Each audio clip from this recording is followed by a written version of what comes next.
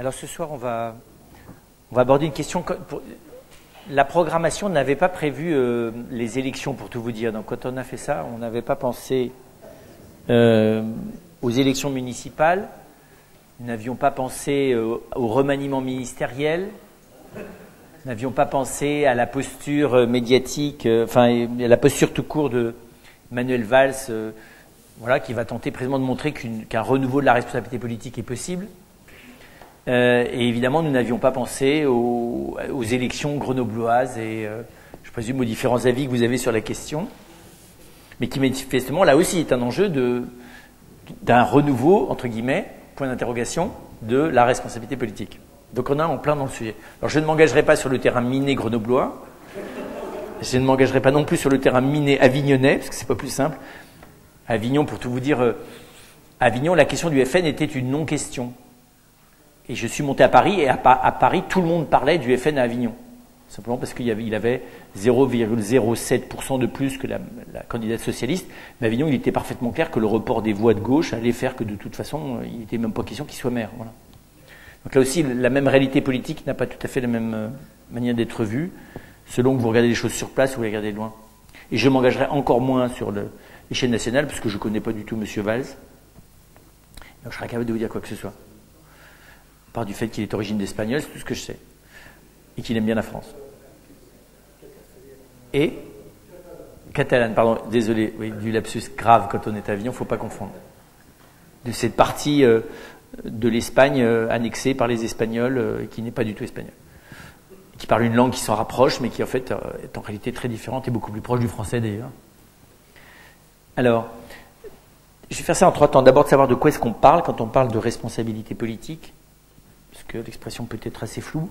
Ensuite, essayer de comprendre en quoi est-ce qu'elle est en crise. Et puis, bien sûr, est-ce qu'un renouveau est pensable, et est-il souhaitable et de quel type? Alors,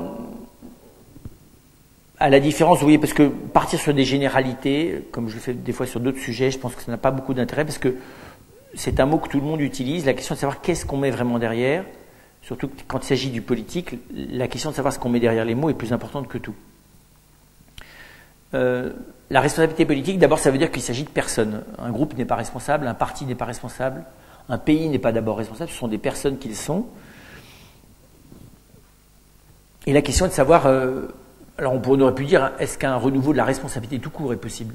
Puisqu'on va voir que la crise de la responsabilité politique n'est pas que la crise de la responsabilité politique, c'est la crise de la responsabilité tout court. Aujourd'hui, il est plus difficile d'être responsable de ses actes, des décisions que l'on prend, de l'entreprise dont on a la charge, de la famille dont on est responsable. Voilà. On verra que c'est plus difficile aujourd'hui d'être responsable, sans doute que ça l'a jamais été. Ce qui veut dire d'ailleurs que la réflexion sur la responsabilité est de plus en plus nécessaire parce que ça ne tombe pas sous le sens. Il y a 100 ans, je ne pense pas que c'était un état d'âme compliqué pour savoir, pour la plupart des Français qui vivaient dans un monde rural avec des logiques humaines relativement simples, pas nécessairement bonnes, mais simples, des logiques économiques et sociales relativement simples. C'était pas très difficile de savoir quelle était la responsabilité des gens. Alors, il y a toujours eu, si vous voulez, des questions philosophiques ou des questions artistiques sur la responsabilité, mais tout le monde n'est pas Iphigénie, vous voyez, tout le monde n'est pas Créon, tout le monde n'est pas Ulysse, tout le monde n'est pas Achille, voilà. Et le théâtre n'a cessé de mettre en scène précisément des cas impossibles de responsabilité. Souvent d'ailleurs avec des gens qui ont une responsabilité politique, souvent parmi les princesses, les rois et les reines. C'est rarement le commun des mortels qui est mis en scène dans le théâtre. Mais c'est vrai que le théâtre aime beaucoup la crise de la responsabilité. La littérature aussi, mais le théâtre plus encore que la littérature.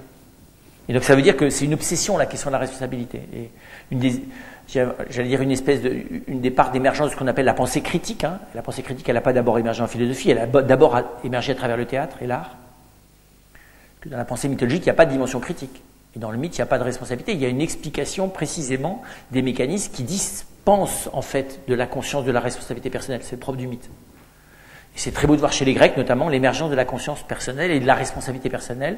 Et encore une fois, dans le théâtre, plus vite que dans la philosophie. Et puis progressivement dans la philosophie et dans la théologie, donc je ne vais pas vous faire une histoire de la pensée occidentale, mais l'histoire de la pensée occidentale, elle se confond avec l'histoire de la responsabilité.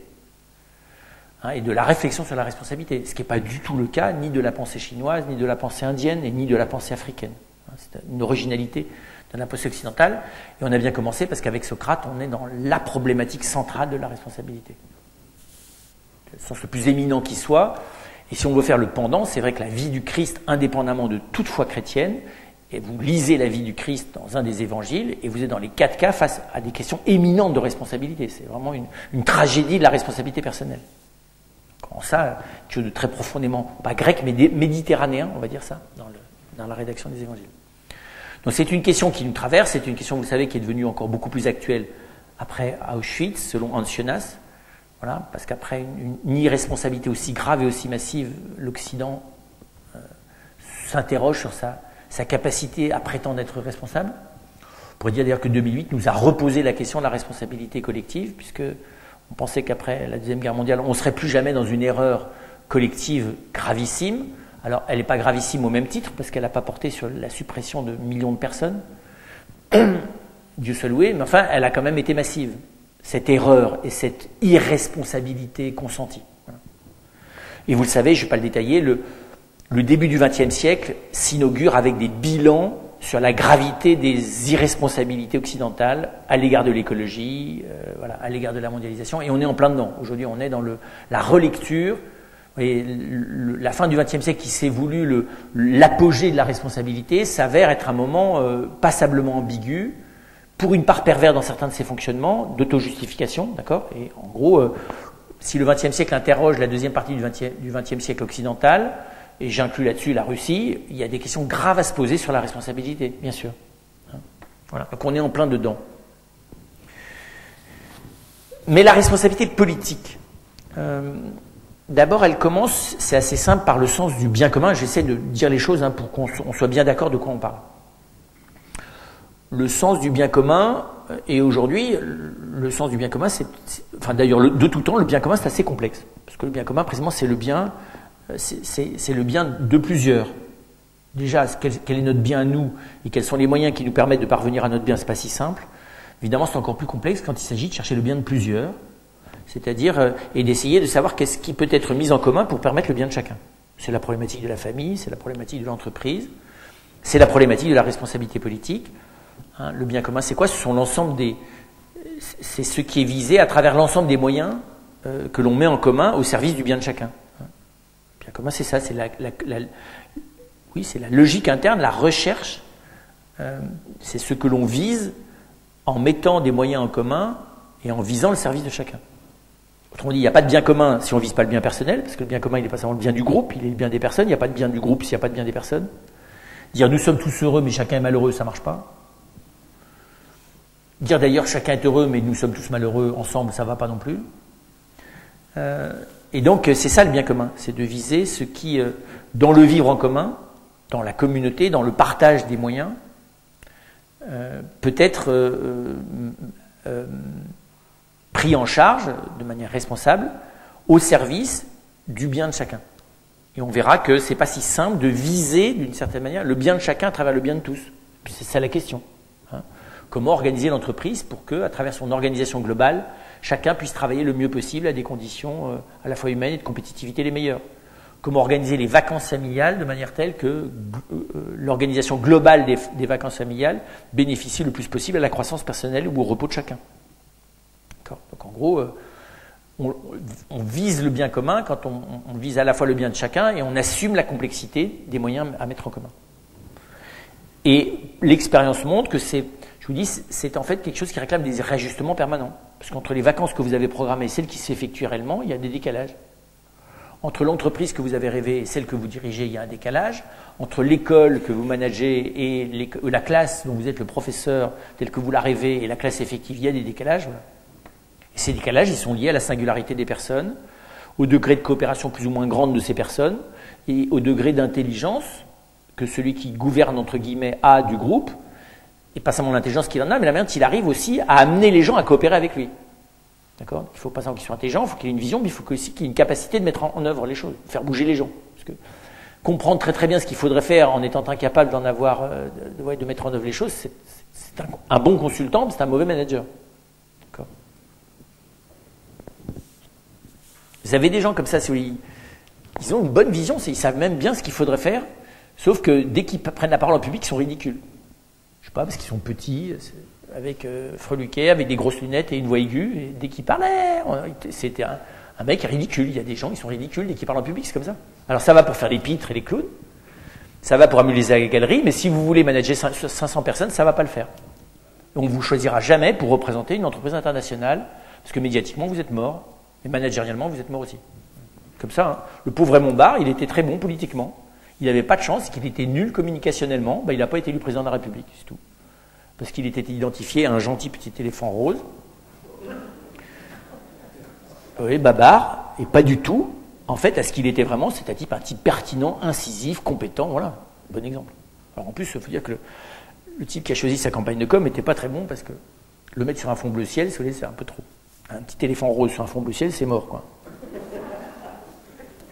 Je dirais d'autres ont réussi à en ressembler à d'autres choses, à quand même être élus, mais voilà.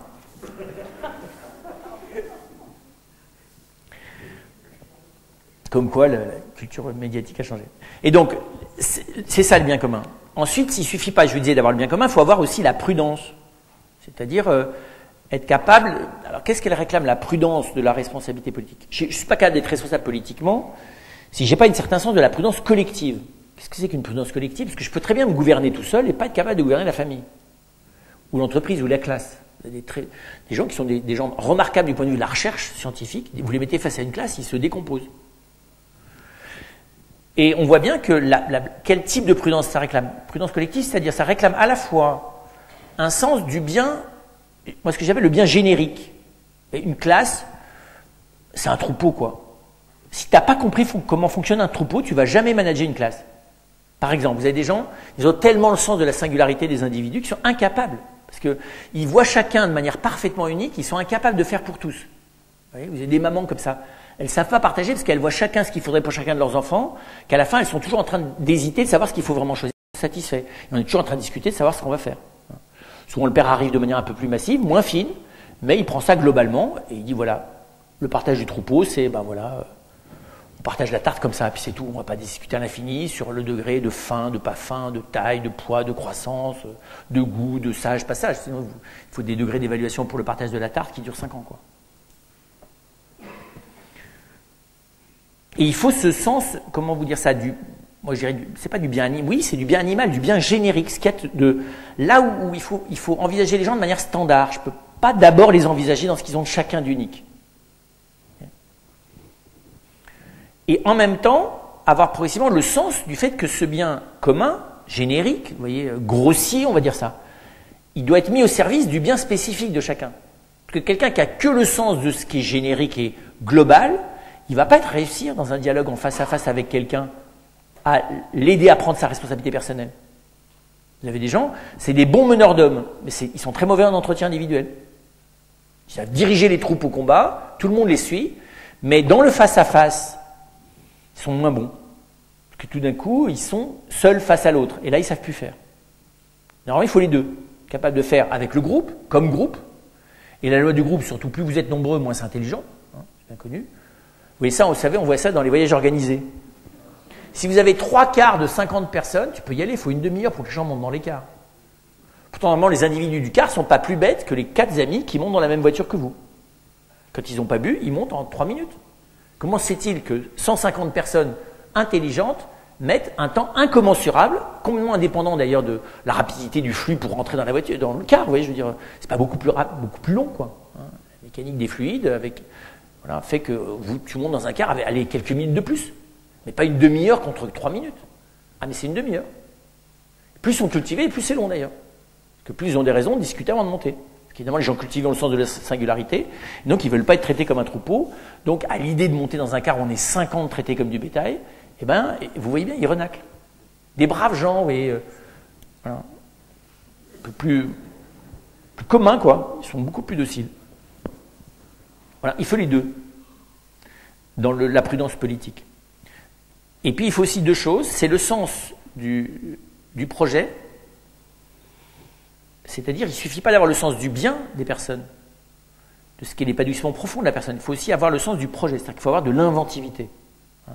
On n'est pas capable d'avoir une responsabilité politique si on n'est pas capable de faire un peu rêver les gens sur le futur. Parce que le propre de la responsabilité politique, c'est de mobiliser les gens vers un futur qu'ils ne connaissent pas.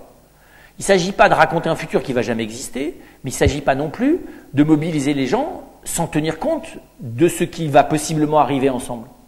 Personnellement, je peux m'engager sans savoir le futur, en me faisant confiance à moi, et avec quelques autres, au mien. Mais pour qu'un groupe fasse confiance à quelqu'un, il faut bien que ce quelqu'un soit capable d'aider le groupe à se projeter un peu dans le futur. Pour ça, il faut de l'inventivité.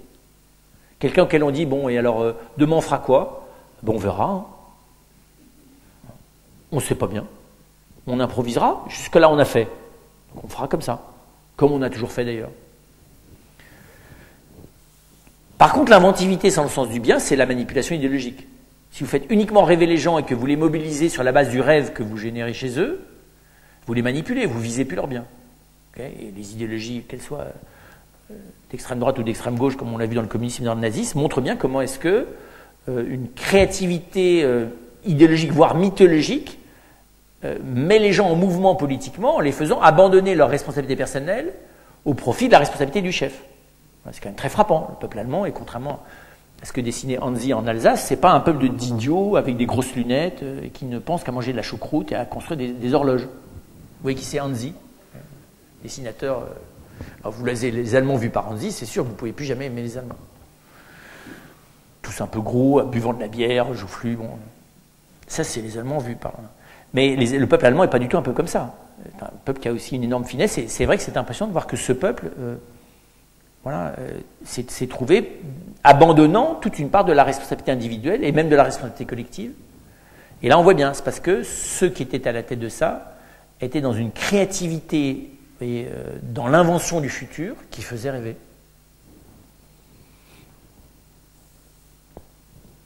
Et donc, il y a voilà, ça c'est la prudence.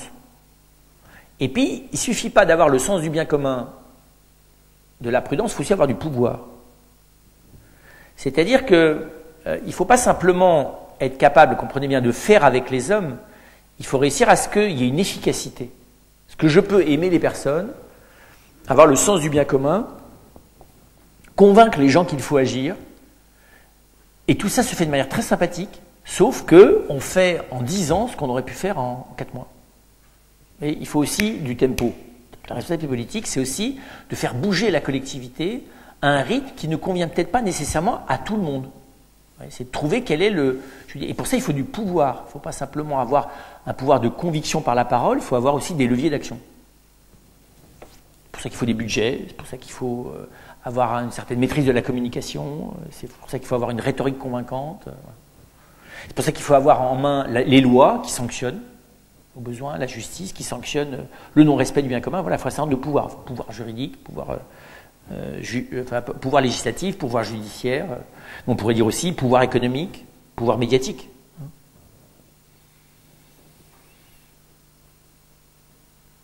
Et précisément, la responsabilité politique consiste à le partager, ce pouvoir.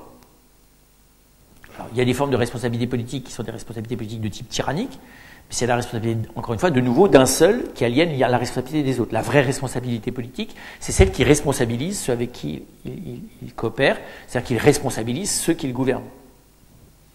Et donc, c'est du côté du pouvoir que l'on voit l'exercice plénier de la responsabilité politique par la délégation et la subsidiarité. D'accord ? C'est la bonne répartition du pouvoir qui révèle la santé d'une responsabilité politique. Dire le patron est sympa, on a un super projet, mais il a non seulement l'argent, mais tous les pouvoirs de décision sur les comptes, et de toute façon il n'y a aucune délégation du pouvoir, ça s'appelle de l'infantilisation.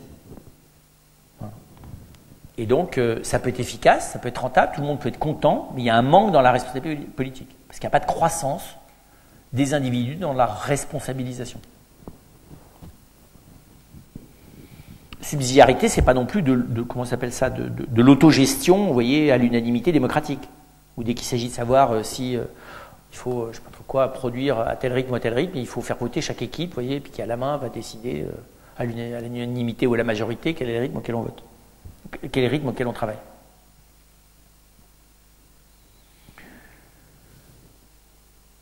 voilà, ça c'est la responsabilité politique telle qu'elle existe avant même la pensée philosophique politique. Hein. Je dis, elle existe déjà chez Solon et les 7 sages qui sont des présocratiques, qui sont les ancêtres de la philosophie politique, mais elle existe aussi dans beaucoup de maximes autour des rois et des princes, tels qu'on les voit dans les contes et légendes, ou dans les différents mythes d'ailleurs. Il y a beaucoup de sagesse politique dans les traditions populaires.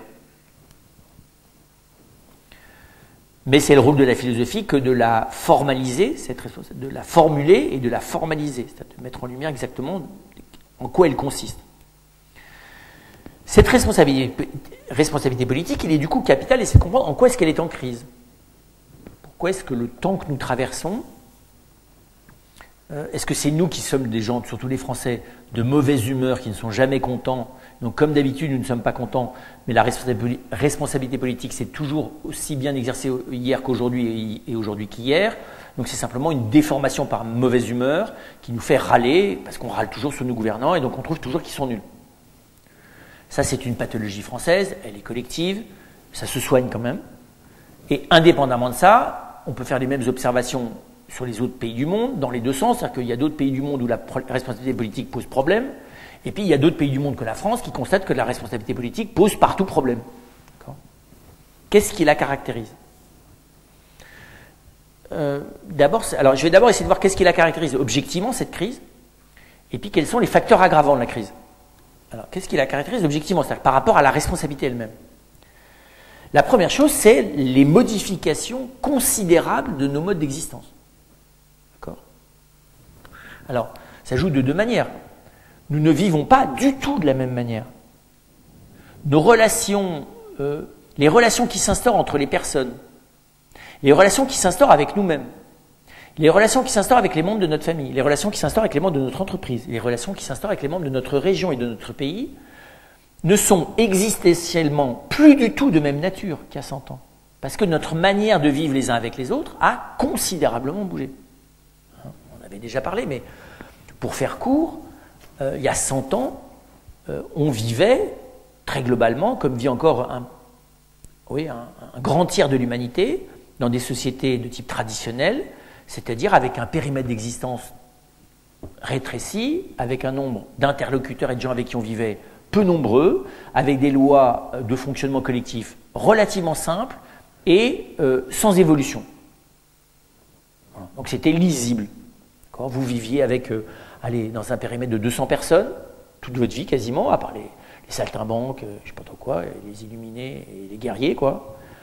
Vous viviez sur un périmètre culturel et géographique et sociologique relativement restreint, de je ne sais pas trop quoi, pour les 50 km, un carré de 50 km de côté, ou 100 km si vous voulez, extrêmement restreint, avec donc un nombre de gens pas très nombreux, et puis avec pas d'évolution quasiment. Les lois sociales, elles n'étaient pas changées, le droit du travail, il n'existait pas, et le droit tacite du travail, il ne changeait pas tous les 3 ans. D'accord ? Les lois ne changeaient pas, les traditions et les coutumes étaient plutôt de type réitératif. Voilà. Et donc concrètement, la responsabilité, les possibilités de la responsabilité et la responsabilité effective étaient relativement lisibles. Ça n'échappait pas à l'intelligence d'une personne un tout petit peu adulte, quoi. Aujourd'hui, c'est exactement l'inverse. Est-ce que quelqu'un peut raisonnablement prétendre diriger une entreprise de 2000 personnes? Non. Si, il gouverne, mais il gouverne en sachant qu'il y a tout un nombre de choses qui lui échappent complètement. Qui lui échappent complètement, pas simplement la conscience profonde, spirituelle des gens, mais qui lui échappe de ce sur quoi il devrait exercer la responsabilité. Donc du coup, il est obligé de déléguer. D'accord ? Et que, par exemple, l'autorité sur 1000 ou 2000 personnes, qui est une autorité qui était relativement rare, il y a un siècle, elle était aujourd'hui extraordinairement courante. Pas simplement d'ailleurs dans l'ordre de l'entreprise, mais dans l'ordre de l'administration, dans l'ordre du management d'un hôpital, dans l'ordre d'une école. Enfin, oui, c'est très impressionnant de voir la rapidité avec laquelle la responsabilité sur un grand nombre de personnes, et encore une fois, avec des conditions, avec des modalités d'existence qui ne sont ni pour la famille, ni pour le monde du travail du même type. La mobilité, la possibilité de quitter l'endroit où on habite, la possibilité d'aller travailler ailleurs, sont 1000 fois plus nombreuses. Et cette mobilité, elle est en train de s'accroître.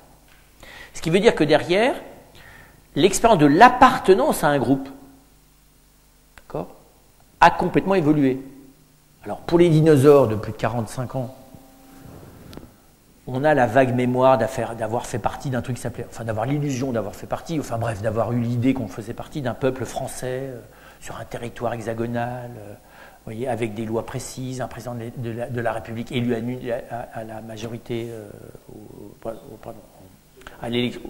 suffrage universel direct.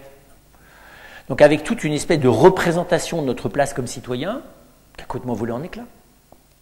Complètement volé en éclats. La France, c'est vraiment un peuple? C'est un peuple. C'est un territoire si précisément que ça? Ou c'est la mémoire du territoire?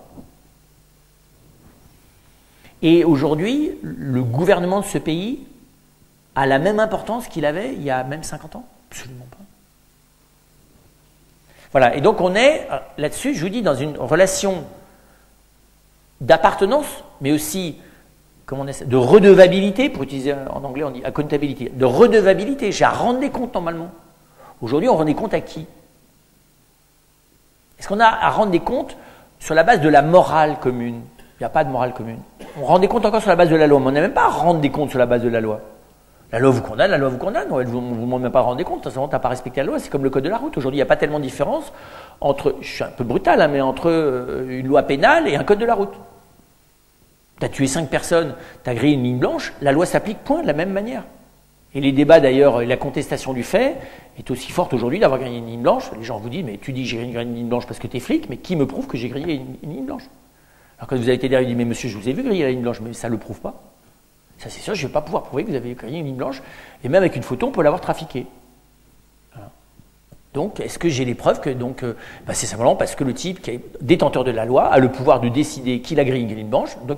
Et donc, moi, j'ai vu un monsieur qui a réclamé de pouvoir remplir sur 2 pages, parce que vous savez, quand vous avez une contravention, vous avez le droit de contester.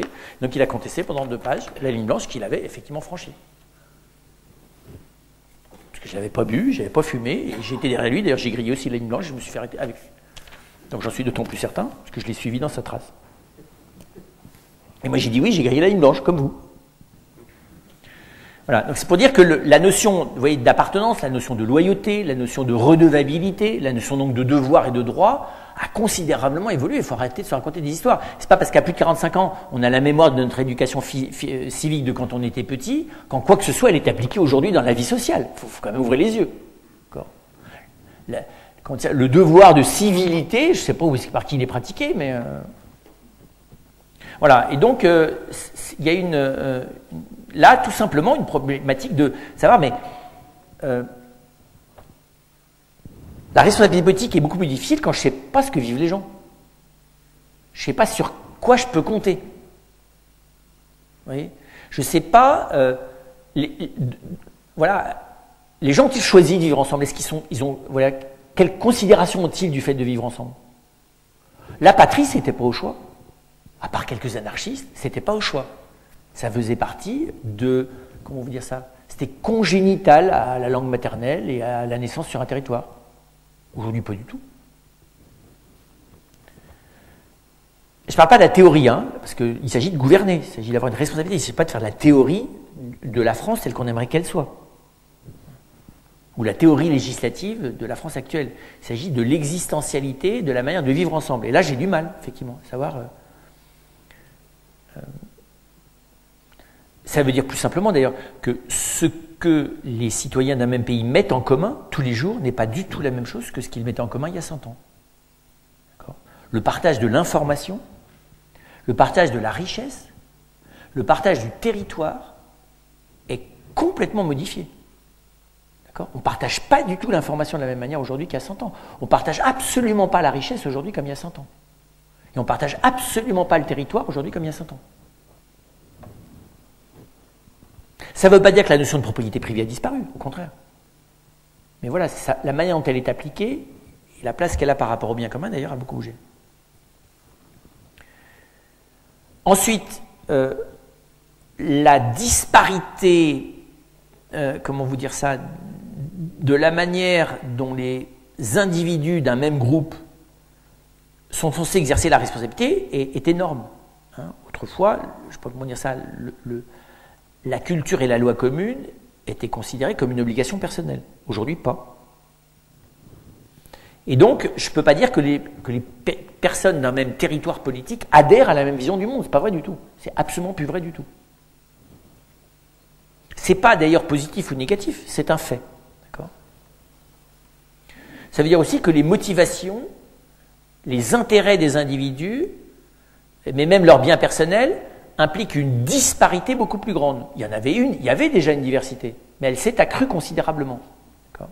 Autrement dit, la manière dont chacun veut individualiser et singulariser son parcours a augmenté de manière considérable. C'est beaucoup plus difficile de gouverner des gens qui ont bien décidé de ne pas être standards. Et qui par ailleurs d'ailleurs le sont bien plus, mais de manière non consciente. Parce qu'évidemment, la consommation nous a rendus parfaitement standards. D'accord ? Tout le monde s'habille avec les vêtements des couleurs qu'il a choisies, sauf qu'il obéit à des standards vestimentaires qui lui sont complètement dictés par la consommation.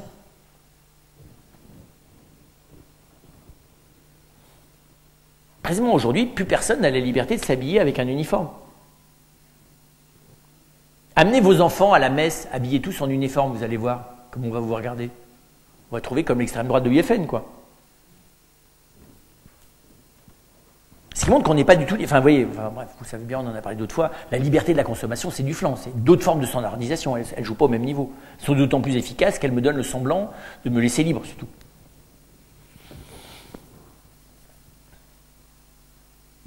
Et donc on ne standardise plus pour des raisons politiques, on ne standardise plus pour des raisons même morales, on standardise pour des raisons économiques.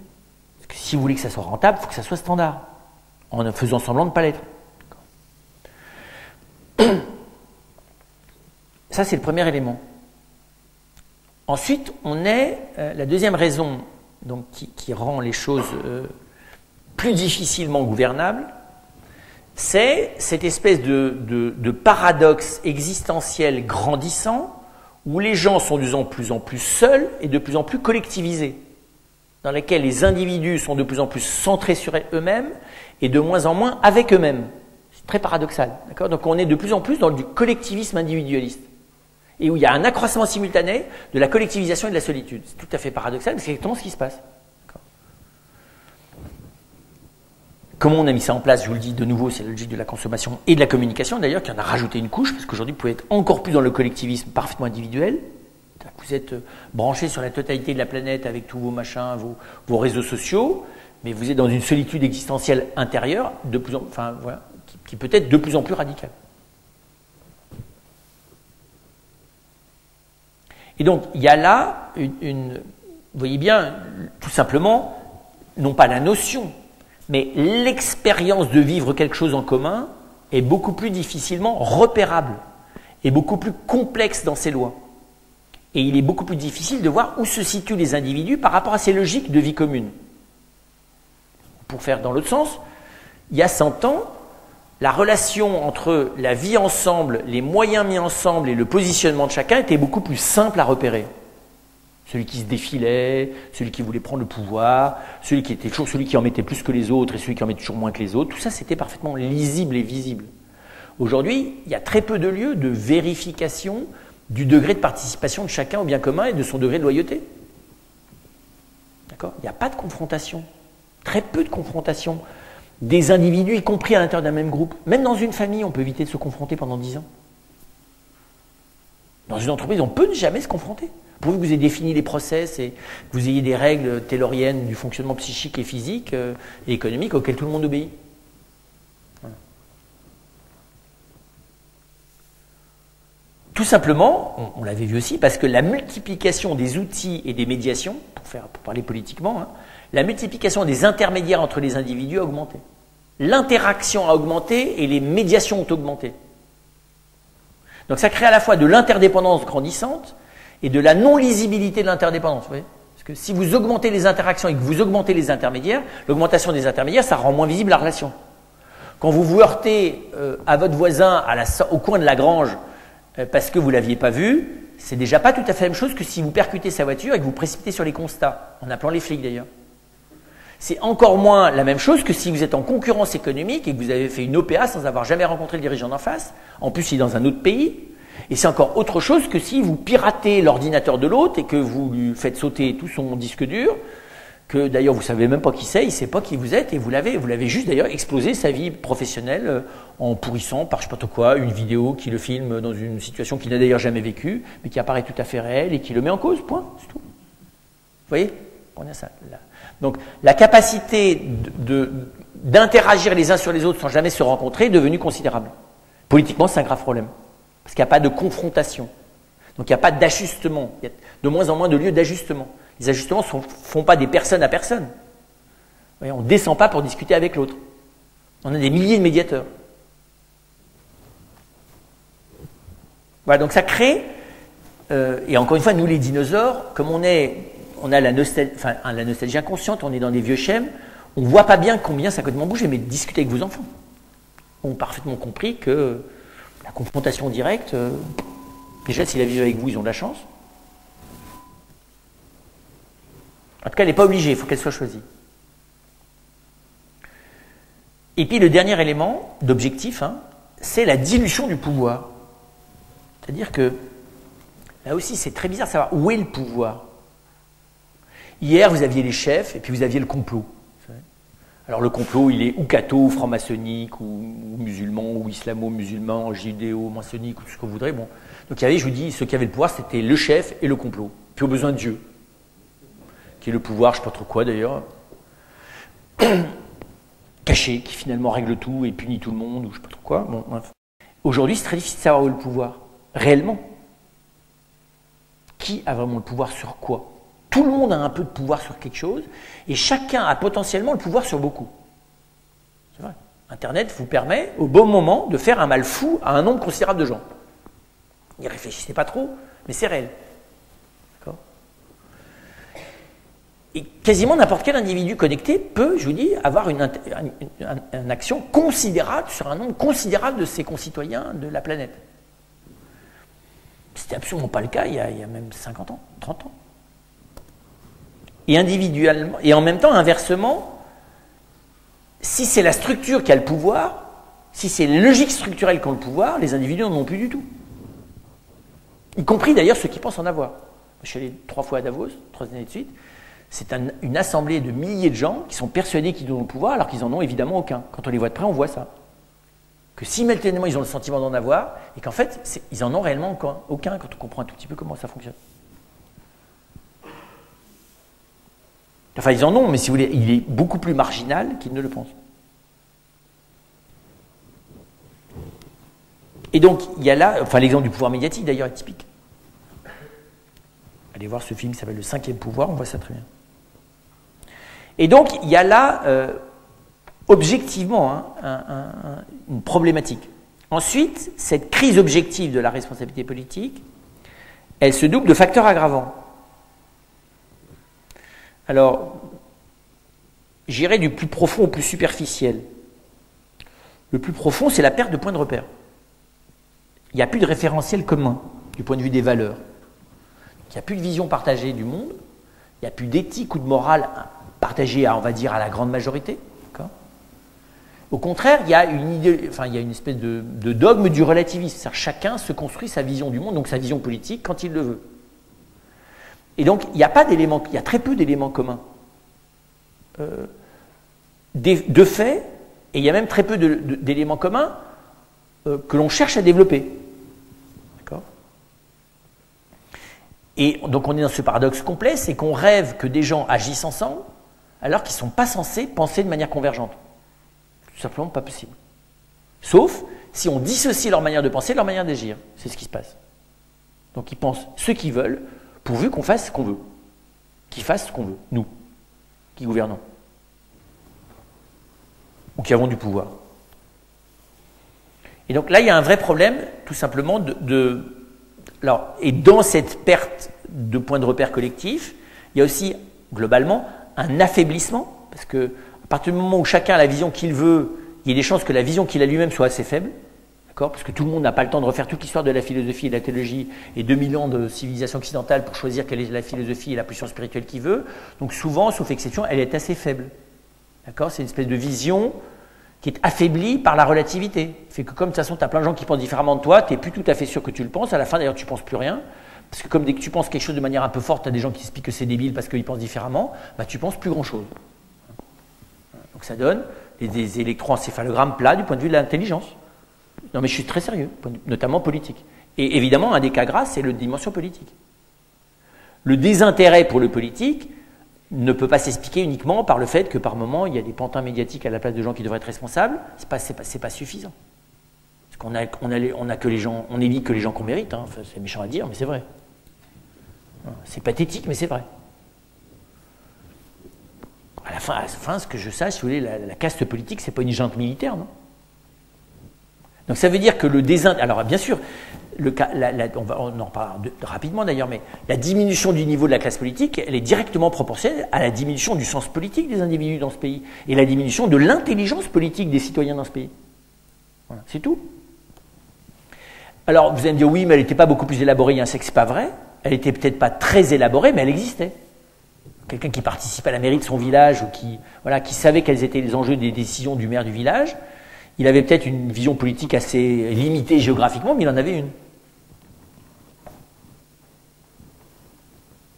Voilà, et donc là, il y a un vrai... C'est le facteur aggravant le plus radical. Ensuite, je vous dis, il y a le deuxième facteur aggravant, c'est le système de moyens mondialisés qu'on vient de mettre au point en 50 ans, qui finalement agit sur nous alors qu'il n'est gouverné par aucune vision politique. Entre guillemets, vous accumulez la détermination des outils technologiques, des outils de consommation et des outils de communication sur votre existence, et vous voyez bien qu'il y a tout un nombre de manières de vivre et d'agir quotidiennement chez vous qui ne sont pas du tout déterminées par une quelconque vision, ni la vôtre, ni celle de qui que ce soit. Elles sont simplement déterminées par la fonctionnalité des outils. C'est ce qu'on appelle d'ailleurs la convivialité des outils informatiques, c'est-à-dire comment est-ce qu'ils t'adaptent à eux, et pas du tout comment ils s'adaptent à toi, comment ils t'adaptent à eux. Point. Donc aujourd'hui, de plus en plus d'individus ne fonctionnent quotidiennement, y compris sans écran, que comme on fonctionne dans le réseau. C'est simple d'ailleurs, parce que vous ne poserez pas plus de questions que celles auxquelles est capable de répondre l'ordinateur. Ça va être assez simple, hein, parce que comme les ordinateurs, c'est fondamentalement bête.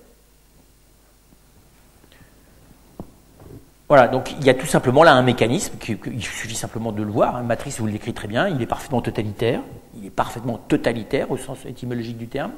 Il n'est pas idéologique parce qu'il n'a pas été choisi par quelqu'un, donc c'est un totalitarisme non idéologique, on n'avait jamais inventé ça, mais ça marche. Par contre, il est tout aussi redoutable pour la pensée que l'idéologie. Parce que comme il ne l'affiche pas comme en étant un, et qui prétend d'ailleurs les mettre toutes à égalité, il est évidemment bien plus efficace que l'étaient les idéologies totalitaires d'hier.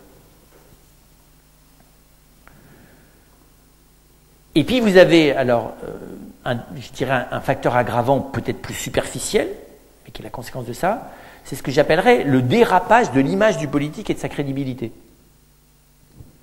Les deux. Qui est parallèle à sa perte d'efficacité.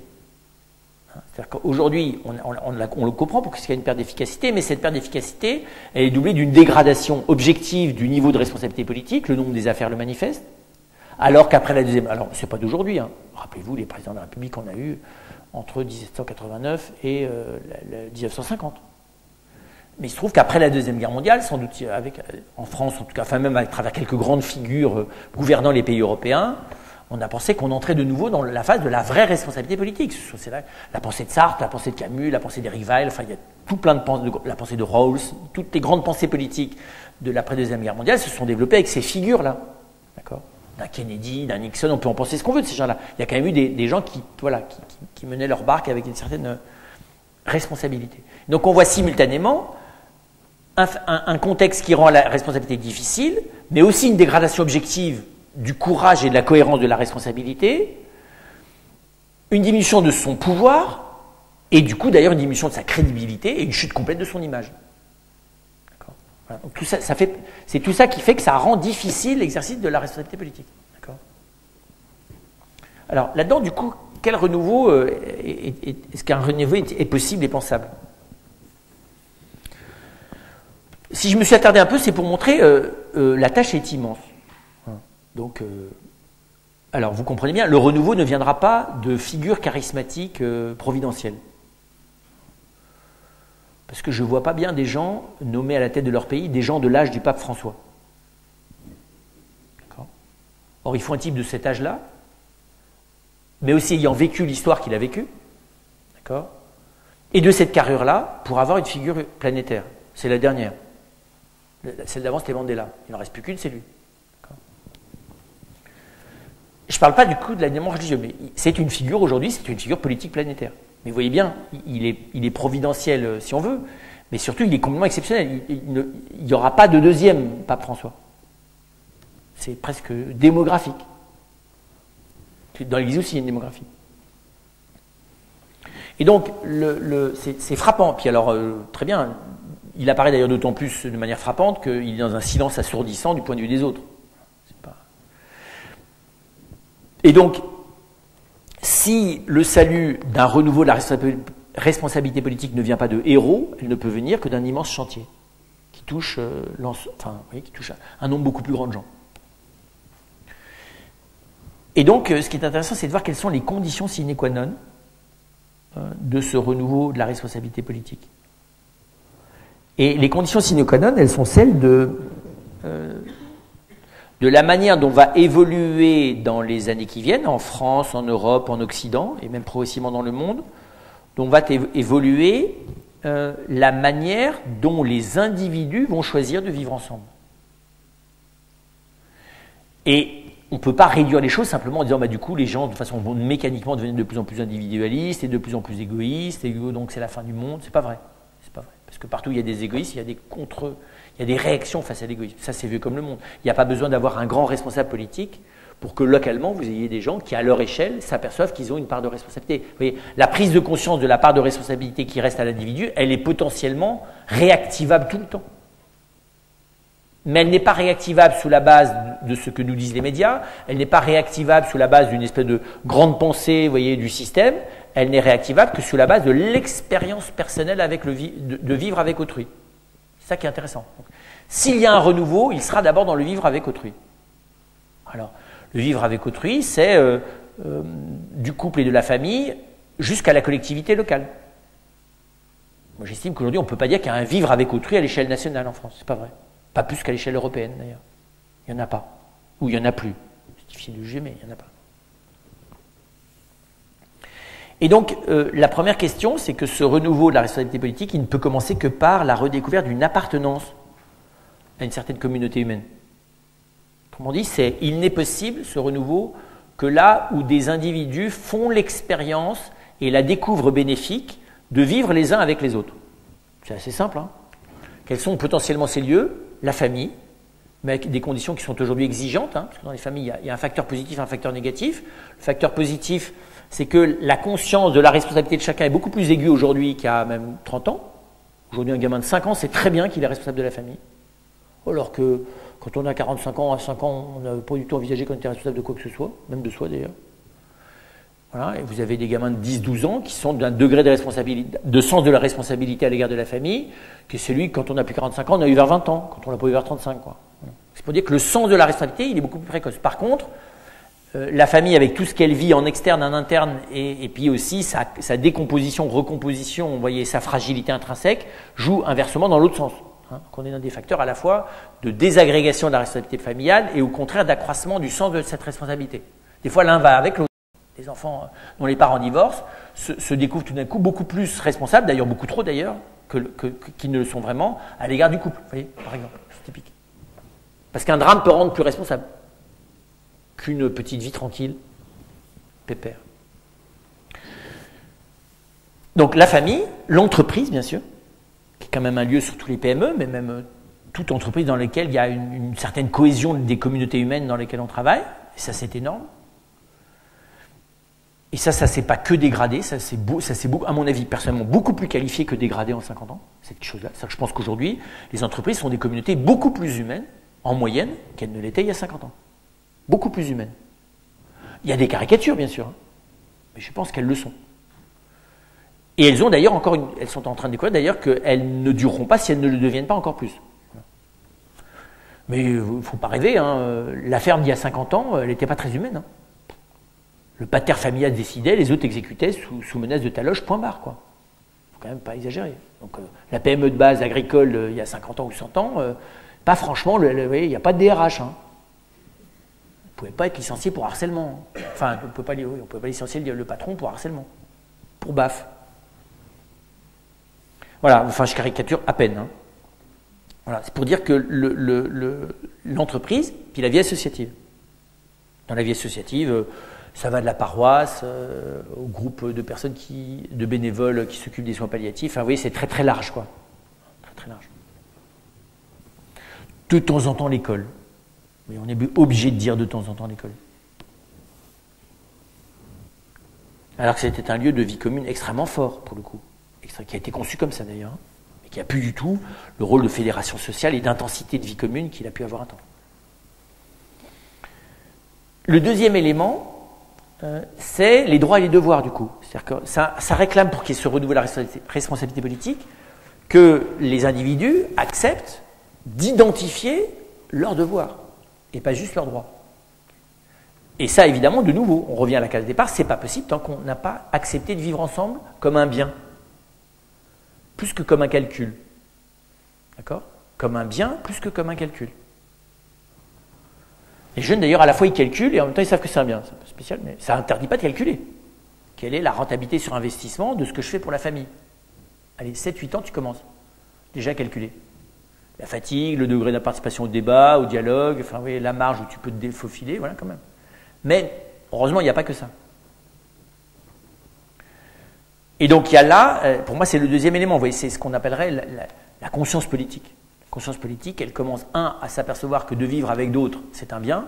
2, de commencer à s'apercevoir que cette vie avec d'autres, elle implique pas seulement des droits, mais des devoirs. Et donc, la justice, si vous voulez, pour parler simple. Réémergence de la défense de la justice. Et puis, troisièmement, ça réclame la réémergence d'un minimum de références collectives. Ça, c'est la culture. D'accord ? Donc, ce renouveau n'est possible que si certaines communautés humaines et certains réseaux, de communautés humaines, se réapproprient certains éléments de culture commune. De nouveau, le monde de l'entreprise est un monde intéressant pour ça. Parce que, là encore, toute une part des entreprises françaises d'aujourd'hui partagent un certain nombre d'éléments anthropologiques, alors pas toutes, il y en a qui n'en ont rien à faire, mais relativement communs. Moi, j'en fais l'expérience, quelles que soient d'ailleurs les options politiques ou religieuses des gens. Mais les familles, les couples de moins de 40 ans, sont en train de refaire cette expérience aussi. De plus en plus, vous savez, dans les années 70, c'était très à la mode d'avoir chacun sa pédagogie éducative. Alors vous aviez les gens qui étaient encore pour la punition à la baguette, ceux qui étaient pour la non-directivité, ceux qui étaient pour je ne sais pas trop quoi, la mixité systématique, ceux qui étaient pour moins de vacances, plus d'écoles, ceux qui étaient pour plus d'écoles, moins de vacances, voilà. Surtout beaucoup plus de vacances, et pas du tout d'école. Enfin, moi, c'était plutôt mon option. Et donc, et maintenant, j'ai réussi. C'était religieux, j'étais en vacances tout le temps. Et donc, voilà. Donc, il y avait des options qui étaient variables. Aujourd'hui, c'est fini ce type d'idéologie. Tous les parents, à peu près, alors sauf ceux qui ont complètement démissionné, qui n'y arrivent pas, mais tous les parents, quelles que soient leurs origines, qui ont moins de 40 ans en France, sont à peu près d'accord sur la part d'autorité qu'il faut, la part les limites de la discipline ou de la menace physique. Enfin, en gros, vous avez une espèce de convergence moyenne. Alors, pas quand ça se passe pas bien à l'école, parce qu'à ce moment-là, la manière de critiquer les professeurs, de nouveau, toute l'idéologie reprend le dessus. Ça, c'est absolument horrible, ça, c'est effroyable. Et d'ailleurs, avec une incohérence et une inconsistance de la manière dont les parents se permettent de critiquer les profs, et des fois d'ailleurs les profs, les parents, ça c'est pathologique, mais expérimentalement, objectivement, la marge elle est très faible. Si on veut un tout petit peu de contact avec ses élèves, on est obligé d'obéir aux mêmes lois que les parents, aux mêmes lois que les éducateurs, aux mêmes lois que le curé qui fait le cours de catéchisme ou celui qui s'occupe d'un camp de jeunes. Les mêmes lois. Et bizarrement, l'anthropologie familiale est en train de se refabriquer empiriquement. De toute façon. Alors vous avez ceux qui disent que de toute façon c'est aussi bien d'avoir deux papas que deux mamans qu'un papa et une maman, mais empiriquement ça ne se défend pas longtemps. Je ne dis pas que c'est pas sympa ponctuellement d'avoir deux papas ou deux mamans, mais structurellement sûrement pas. Il n'y a pas grand monde qui est capable de défendre ça, si ce n'est de manière vraiment idéologique. Alors il y a encore de l'idéologie dans notre pays, mais... Donc voilà, là il y a une espèce de refabrication des référents collectifs qui encore une fois ne peut se faire que sur la base de la réappropriation d'éléments de culture, c'est-à-dire des choses qui sont d'aujourd'hui et d'hier, parce qu'on ne peut pas refaire non plus le monde entier. C'est-à-dire qu'effectivement il y avait des choses qui relevaient, autrefois on appelait ça du bon sens, qui sont des choses qui sont vraiment pertinentes. On a vu ça, la nécessité de l'autorité, voire de la sanction. Bien pensé, mais de la sanction quand même. Que raisonner un enfant, ça ne suffit pas. Parce que gérer les pulsions, ça ne se fait pas par la raison. Ça se saurait depuis longtemps. Il y a beaucoup de gens parfaitement raisonnables et tout à fait débauchés. Ça n'a rien à voir. De manière raisonnable, ils sont débauchés. Hein. Mais... tu vois, alcooliques, mais de manière raisonnable. Pas au volant. Et donc, on voit bien que, du coup, sont en chantier l'entreprise, la vie associative, la famille, et puis je dirais, du coup, les collectivités locales. Du coup, ça, c'est le premier élément, la première condition sine qua non. La deuxième condition sine qua non, avant de regarder la responsabilité, c'est-à-dire ceux qui ont plus immédiatement la responsabilité politique, puisque c'était ça le sujet. Le deuxième élément, alors c'est plus élaboré déjà, hein, mais je ne vois pas très bien comment est-ce qu'on peut élaborer une responsabilité politique renouvelée sans cet élément, c'est d'avoir une intention commune et un projet de vivre ensemble. Donc vous voyez, pas simplement trouver que c'est sympa, mais d'en avoir l'intention déterminée.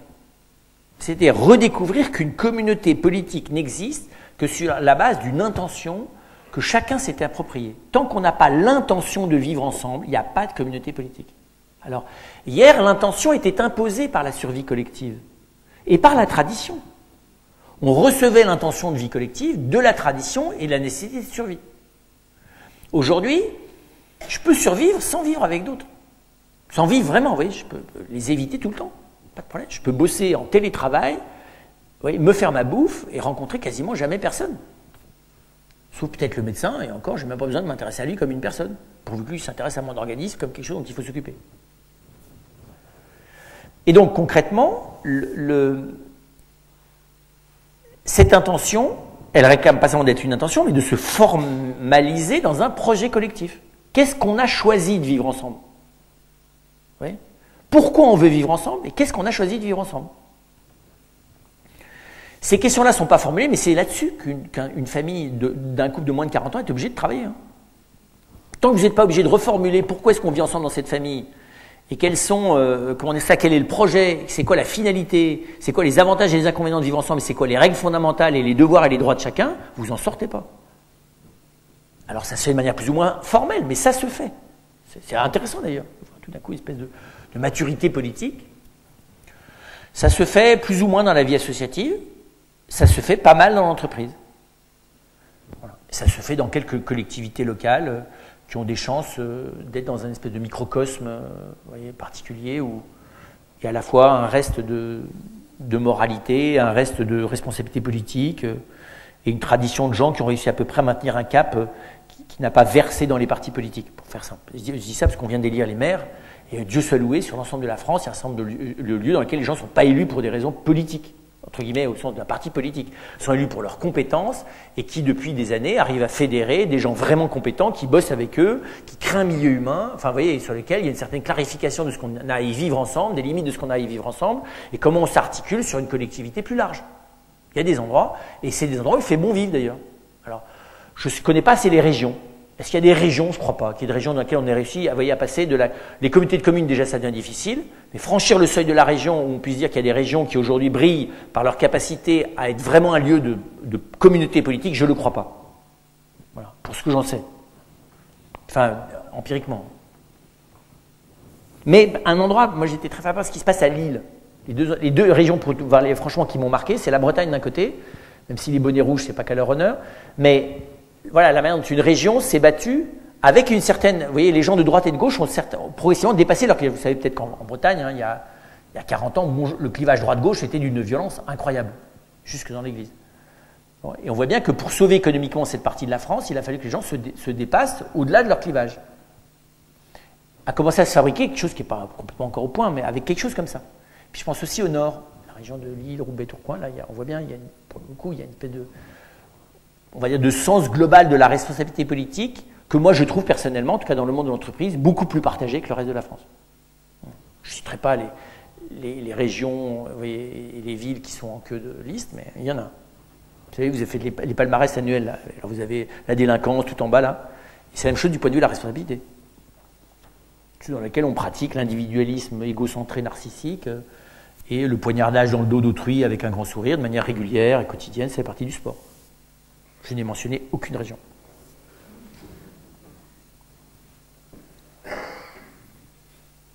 Et donc ça s'appelle une refondation, ça. Hein. Donc en gros, tant qu'il n'y a pas progressivement un commencement de refondation du projet de vivre ensemble, alors ça implique, je ne vais pas le détailler, mais bien sûr une vision sur qu'est-ce que c'est aujourd'hui de vivre dans un monde dans lequel le temps que je passe dans une communauté est très court.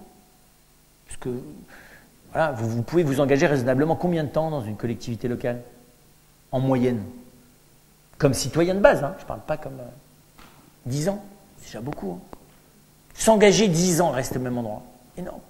S'engager à être resté 10 ans dans la même association. Pour moi je réfléchis, je me dis, mais la durée au-dessous duquel il faudrait réussir à ne pas descendre, c'est 10 ans. Parce que il faut 10 ans pour que se fabrique une communauté. En dessous, ça serait intéressant de demander aux chefs d'entreprise, est-ce qu'en moins de 10 ans se fabrique une communauté humaine? Une communauté d'intérêt, oui. Il suffit d'un pool d'actionnaires, ça se crée en 2 heures. Mais oui, un hedge fund aussi. Un fonds de pension, même chose. Mais une communauté humaine. Donc il faut une vision, il faut évidemment des constitutions, et puis il faut des lois qui soient des lois qui manifestent, bien sûr, cette intention et ce projet de vivre ensemble. Et puis la clé, pour moi, de tout ça, alors ça peut vous paraître un peu barbare, mais c'est ce que j'appelle, moi, une anthropologie par convergence pratique. Ça veut dire quoi? Ça veut dire que on voit bien qu'aujourd'hui, on ne va pas avoir arrivé un type avec un programme, c'est pas Mein Kampf, quoi. On n'arrivera pas avec un type qui a écrit Mein Kampf. Ça ne marchera pas. Ni le prince de Machiavel. Et on voit bien qu'il faut pourtant qu'on arrive à certaines bases communes. La seule manière d'y arriver, de nouveau, la famille et l'entreprise sont des bons exemples, c'est empiriquement. À force de vivre ensemble, se dégage une compréhension des lois anthropologiques de la personne humaine. Exactement comme un mode d'emploi, vous voyez, je veux dire. Si on vous met une perceuse, une ponceuse ou une machine particulière dont on ne vous explique pas le mode d'emploi, normalement, au bout de 4-5 heures, ou voire 4-5 ans, vous allez finir par comprendre comment ça marche. Non, l'humain, c'est à peu près pareil. Alors, il faut espérer que vous n'avez pas pété la machine avant d'avoir compris comment elle marche. Hein. Mais la famille, c'est ça que ça fabrique aujourd'hui. Dans la famille, on découvre que oui, ce qu'on aurait dû savoir depuis la nuit des temps, c'est que l'éducation, ce n'est pas de la transmission, c'est de la coopération. Et c'est des fois et quand c'est de la transmission, elle est des fois dans les deux pôles, parce que l'enfant retransmet à l'adulte la part de clarté du regard, parfois, qu'il a perdu entre-temps, par exemple. Heureusement que l'enfant, il vous transmet de la jeunesse, de la fraîcheur, de la naïveté, et des fois d'ailleurs une grande pureté de cœur, voire une compréhension contemplative des choses. Pas mal, non? Donc c'est la transmission réciproque, là aussi. Donc on n'est pas dans le gaufrage descendant, on n'est pas usineur, quoi. Et donc, et c'est ça, et du coup, dans cette expérience, on est dans une anthropologie par convergence pratique. C'est-à-dire qu'à force de vivre les uns avec les autres, peut-être que chacun ne va pas accentuer dans sa formulation de ce que c'est qu'une personne humaine les mêmes choses, mais vous voyez, on va vers la même chose. Empirique. Et c'est plus important d'y aller, au point de vue de la responsabilité politique, hein, c'est plus important d'y aller concrètement ensemble que d'en avoir une formulation claire, abstraite et impraticable. D'accord? Ce qui est quand même la spécialité de la République française depuis son invention. C'est vrai, l'administration française, c'est un petit bijou du point de vue théorique. Je ne fais pas de commentaires sur les 7 feuillets, enfin, oui, les 7 niveaux d'administration en France, quoi. Toutes les lois, d'ailleurs, en France, au début, étaient d'une esthétique absolument admirable. Mais une bonne loi, c'est pas qu'elle est esthétique. C'est qu'elle donne aux gens envie, pratiquement, de faire les choses ensemble, c'est tout. Et de manière humaine. C'est qu'elle promeut l'humain, c'est ça une bonne loi. Et qu'elle punit les choses qui pervertissent l'humain. Elle devrait d'ailleurs plus, à mon avis, sanctionner la perversion que ce qui n'est pas bien. Parce qu'il y a du degré dans le pas bien. Du coup, quand on arrive à la responsabilité politique, qui est d'ailleurs plus simplement celle d'un élu local, c'est aussi celle d'un manager. Et même par moment d'un père ou d'une mère de famille. C'est vrai, aujourd'hui, des fois, la gestion, la tête qu'il faut pour dedans là, le degré de gestion qu'il faut dans l'intelligence d'une tête de mère de famille, ça avoisine l'élu local d'une commune de 500 habitants. Enfin, à mon avis, c'est même plutôt les pantoufles, l'élu local de 500 habitants. Parce que tu n'as pas à gérer en live 3 emplois du temps avec des déplacements, plus un boulot, plus... voilà. Quand les pères s'y mettent, d'ailleurs, ils pètent les plombs quand ils font les deux. ils y participent joyeusement, mais de manière partielle quand même. Et donc, c'est pour dire que il y a là clairement, enfin voilà, pour moi, c'est ça la responsabilité politique. Je pense qu'aujourd'hui, un vrai responsable d'entreprise, s'il veut être cohérent, il ne peut plus ne pas avoir un sens du bien commun au sens plus large. Pourquoi? Parce que l'impact de son entreprise sur les personnes qui y travaillent, sur toutes les parties prenantes, plus sur l'environnement dans lequel il est considérable. Je veux pas dire. Certaines entreprises ont le pouvoir presque de faire complètement s'effondrer un lieu de vie collective, sur le plan du moral, sur le plan de la vie sociale, sur le plan voilà, tout simplement du désir de vivre ensemble. Ce dont on n'a d'ailleurs pas beaucoup tenu compte dans les délocalisations. Ce facteur-là, on l'a découvert depuis la responsabilité sociale de l'entreprise. Alors, on voit bien que ce qui est difficile, c'est de sortir, là aussi, je ne vais pas m'y attarder, mais du schéma de 1 face à tous, qui est quand même le schéma français. Vous avez le président de la République et chacun des citoyens qui l'a élu. Ou pas. Mais c'est très bizarre, c'est cette espèce de manière où on reste dans le modèle royal, quoi, ou impérial. C'est-à-dire une figure qui doit être nationale ou internationale et qui doit être au service de moi, pour faire court. C'est ça la vision française, non? C'est ce qu'a très bien compris la Boétie, qui a écrit un livre qui s'appelle « Le contraint » ou « Le traité de la servitude volontaire ».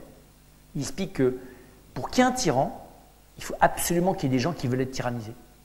Parce que si personne veut être tyrannisé, tu n'as pas de tyran. Simplement. Parce que le tyran ne peut pas imposer sa tyrannie, il faut qu'il y ait des gens qui obéissent à sa tyrannie pour tyranniser les autres, non? Basiquement. Il y en a qui est très astucieux. Il avait 22 ans quand il a écrit ça, et il dit de manière extraordinaire, pour qu'il y ait des gens aliénés, il faut qu'ils le soient librement, sinon ça ne marche pas. Alors ils peuvent y être amenés librement, c'est là qu'ils le sont le mieux, aliénés d'ailleurs.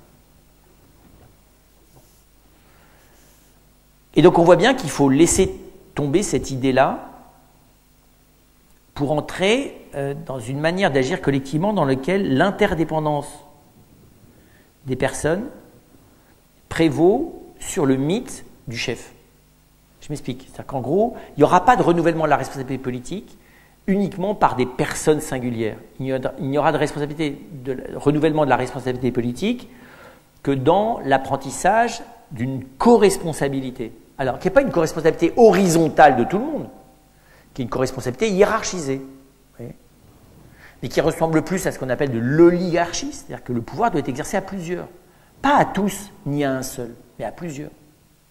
Et si possible, il faut que l'oligarchie, pour parler au niveau des mots, soit aussi aristocratique, que si possible, ça soit la vertu qui soit engagée dans la co-responsabilité et pas les intérêts d'une caste minoritaire contre les autres. Vous voyez le problème? Donc toute oligarchie, si elle n'est pas aristocratie, est finalement contre le peuple. Mais seule une aristocratie, vous voyez, au service du peuple, peut véritablement permettre, dans le monde d'aujourd'hui, une aristocratie, comprenez bien, de la responsabilité, pas une aristocratie de l'image, de l'apparence et de l'éducation. Hein. De la responsabilité politique. Est capable, comment dire ça, d'assumer l'existence d'une responsabilité politique singulière. Autrement dit, aujourd'hui, un chef ne peut pas être chef de manière cohérente, humaine et bénéfique pour la communauté s'il n'est pas soutenu et en même temps critiqué par, on va dire, une équipe de collaborateurs immédiats qui fonctionnent comme des pairs, P-A-I-R, comme des frères, si vous voulez. Autrement dit, pour vous trouver des schémas simplistes, si vous voulez, la fratrie devient une nécessité qui vient corriger l'élément paternaliste. D'accord ? Mais qui vient aussi rendre lucide sur le fait que la démocratie horizontale dans laquelle chacun ne pense qu'à lui-même, mais qu'on est tous d'accord, tous ensemble, c'est juste de l'utopie délirante. Voilà. Qu'aussi bien la Chine que l'URSS ont essayé de mettre ça en place, et on en sait les conséquences. Voilà, et donc c'est l'interdépendance, la co-responsabilité dans l'interdépendance. Et dans une interdépendance que j'appellerais correctrice. C'est l'acceptation de l'interdépendance dans la responsabilité qui vient corriger le risque que l'un prenne le pouvoir sur les autres. D'accord ?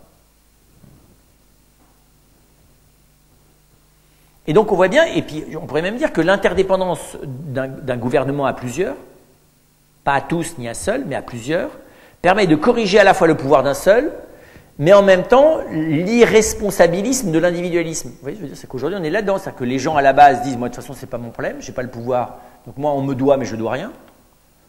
Et face à ça, vous avez des gens qui veulent le pouvoir pour eux. Alors la caricature, c'est le pouvoir pour plusieurs, style gang de... Enfin, vous voyez, c'est la prise... Oui, on appelle ça association de malfaiteurs. Mais l'association de malfaiteurs, c'est simplement une association d'intérêts partagés avec une finalité qui consiste à prendre le pouvoir sur les autres. Donc elle est très courante, l'association de malfaiteurs. Elle n'est pas punie, mais elle est très courante dans la vie quotidienne d'un pays comme le nôtre. Parce que les gens font du mal aux autres. Tu es malfaiteur, tu fais du mal aux autres. C'est pas parce que tu racontes que tu leur veux du bien que tu leur fais du bien. Mais à partir du moment où tu t'empares d'un espace de pouvoir à quelques-uns et que tu l'exerces sur les autres sans les y faire participer, tu fais le mal, tu es malfaiteur. Voilà. Alors c'est pas du grand banditisme, mais c'est de l'association de malfaiteurs. Il faudrait indexer, vous savez, les entreprises, les associations, les administrations, les écoles, les hôpitaux, dans lesquels fonctionnent des associations de malfaiteurs. Avec des critères objectifs, hein, socio-psychologiques, qui sont très au point aujourd'hui. Et j'ajouterais même, il faut que cette interdépendance, elle soit conçue comme un lieu de créativité. Donc on voit bien, alors ça c'est le premier élément. La deuxième, c'est qu'on voit que du coup, il faut des personnalités profilées pour ça. Il n'y aura pas de renouveau de la responsabilité politique s'il n'y a pas de responsabilité profilée. C'est quoi le profil de ces responsabilités? C'est d'abord des responsabilités qui sont plus empathiques qu'égocentrées, même s'il faut aussi qu'elles soient égocentrées, parce que je ne peux pas exercer la responsabilité si je n'ai pas un minimum de confiance en moi, mais qui ont compris l'important d'animer l'intelligence collective plutôt que de chercher à la remplacer par la leur. Oui, ça va ensemble. Donc développer la co-responsabilité, l'intelligence collective et l'empathie. Ça, tout le monde n'est pas capable de ça. Et je pense qu'il n'y aura pas de renouveau de la responsabilité politique si ce n'est pas comprenez bien, ces valeurs ou ces éléments-là qui s'amplifient. Pour la bonne raison, vous l'avez compris, que la complexité de ce que nous avons à assumer est beaucoup trop complexe pour qu'un seul y arrive avec une intelligence et que ça ne soit pas d'intelligence collective, pour que l'empathie ne vienne pas permettre de corriger par la bienveillance réciproque la violence de la confrontation au système qu'on est censé dominer ou se réapproprier. Aujourd'hui, vous voulez gouverner un pays comme la France, vous faites quoi avec la violence économique? C'est extrêmement difficile. Vous voyez, donc, et seule la bienveillance, enfin, le fait de veiller les uns sur les autres, c'est l'exemple d'ailleurs dans l'armée du binôme. Le binôme dans l'armée de terre, c'est ça. C'est en gros, pour affronter la violence, on ne peut pas faire ça seul. C'est beaucoup plus bénéfique à 2 ou à 3, parce qu'on veille les uns sur les autres. Et qu'à 3, on est beaucoup plus fort qu'à 1 plus 1 plus 1. Voilà. Donc il faut des personnalités capables de comprendre ça.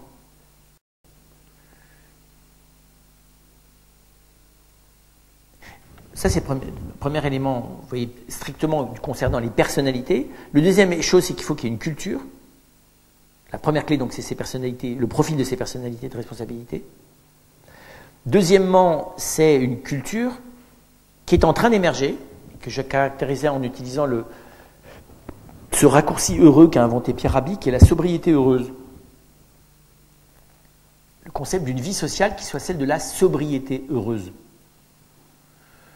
Benoît XVI, je crois, avait parlé de frugalité, de retrouver une sobriété, c'est-à-dire un mode d'existence dans lequel on choisit délibérément d'avoir moins et de faire moins pour faire mieux.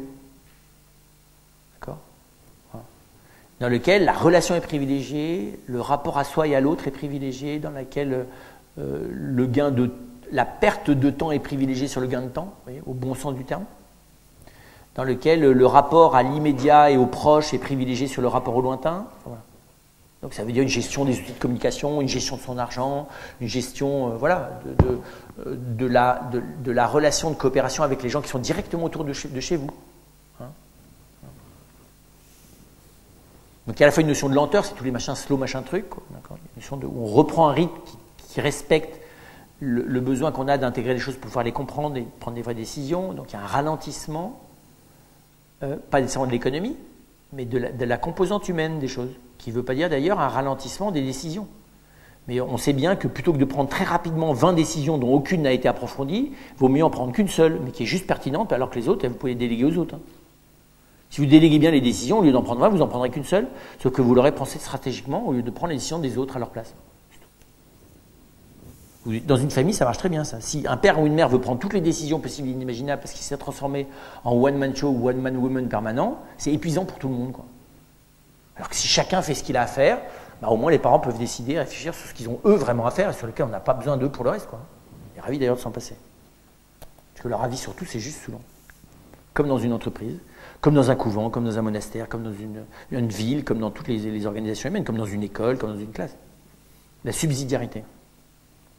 Et on voit bien, ça va ensemble, ça. La subsidiarité et la sobriété heureuse, ça va ensemble. Voilà. Et on voit bien que cette culture, qui n'est pas une culture écolo, hippie, alternative, débile, enfin pas débile, mais vous voyez bien, utopique et idéaliste, elle n'est pas encore suffisamment forte pour devenir un courant de vie sociale et permettre de générer même une responsabilité politique qui émerge. On n'en est pas loin, il me semble. Hein. Enfin, moi, je la vois bouger positivement. Et je finis en donnant, pour vous laisser la question, 3 attitudes clés, ou 2. C'est la combinaison de l'inventivité et de l'humilité. Souvent, les humbles ne sont pas inventifs et les inventifs ne sont pas humbles. Dommage, non? C'est vrai, le type qui est inventif, il réclame d'être reconnu pour son inventivité. Il a déposé son brevet, il veut son grand show, c'est The Voice, quoi. D'accord? Et l'humilité, souvent, le humble, il n'est pas inventif. Il dit, mais moi, de toute façon, vous comprenez, je ne suis pas grand-chose, mais je suis prêt, mais vous avez sûrement raison, mais je suis prêt à faire avec vous. Puis de toute façon, moi, je ne fais que ce que j'ai à faire avec ce que je suis. C'est vrai, mais tu pourrais peut-être te bouger aussi pour imaginer un peu un truc, tu vois. Et donc, on voit bien que c'est ça qu'il faut réussir à combiner. C'est la créativité et l'humilité. L'humilité, elle est plus facile parce que de toute façon, on est très vite dépassé aujourd'hui par la complexité de ce qui est en jeu. Puis juste l'humilité, c'est de l'intelligence, quoi. C'est juste de mesurer vraiment où est-ce qu'on est par rapport à ce que c'est. Déjà, par rapport à ce qu'on est soi-même, on est dépassé. Alors évidemment, par rapport à ce que c'est que la relation à autrui et ce qu'est autrui, on est encore plus dépassé. Donc dès qu'il s'agit de 3 personnes, là, tu es totalement dépassé. Je ne te parle même pas d'une région, d'une entreprise ou d'un pays. Quand il s'agit de la mondialisation, là, vaut mieux s'adresser à Dieu parce qu'il est mieux placé que nous pour gérer la complexité. Ça s'appelle l'humilité. Et en même temps, la créativité et l'inventivité, c'est-à-dire dans un monde qui présentement est en mouvement et en opportunité permanente, il faut aussi avoir cette espèce de pertinence de se servir de tout, enfin le plus possible, pour autant qu'on en ait besoin, et pas parce que le moyen m'oblige à ce que je m'en serve. Enfin, oui. Donc, vous n'êtes pas obligé de vous servir de toutes les fonctionnalités de votre ordinateur.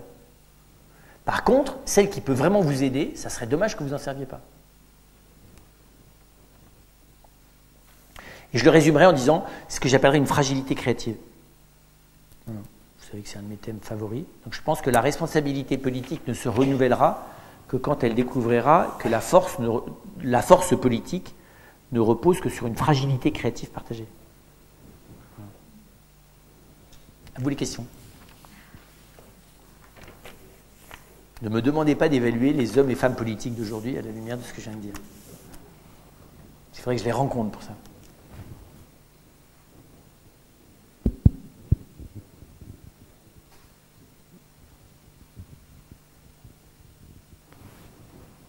C'est vous les citoyens, hein, donc vous avez tous des choses à dire.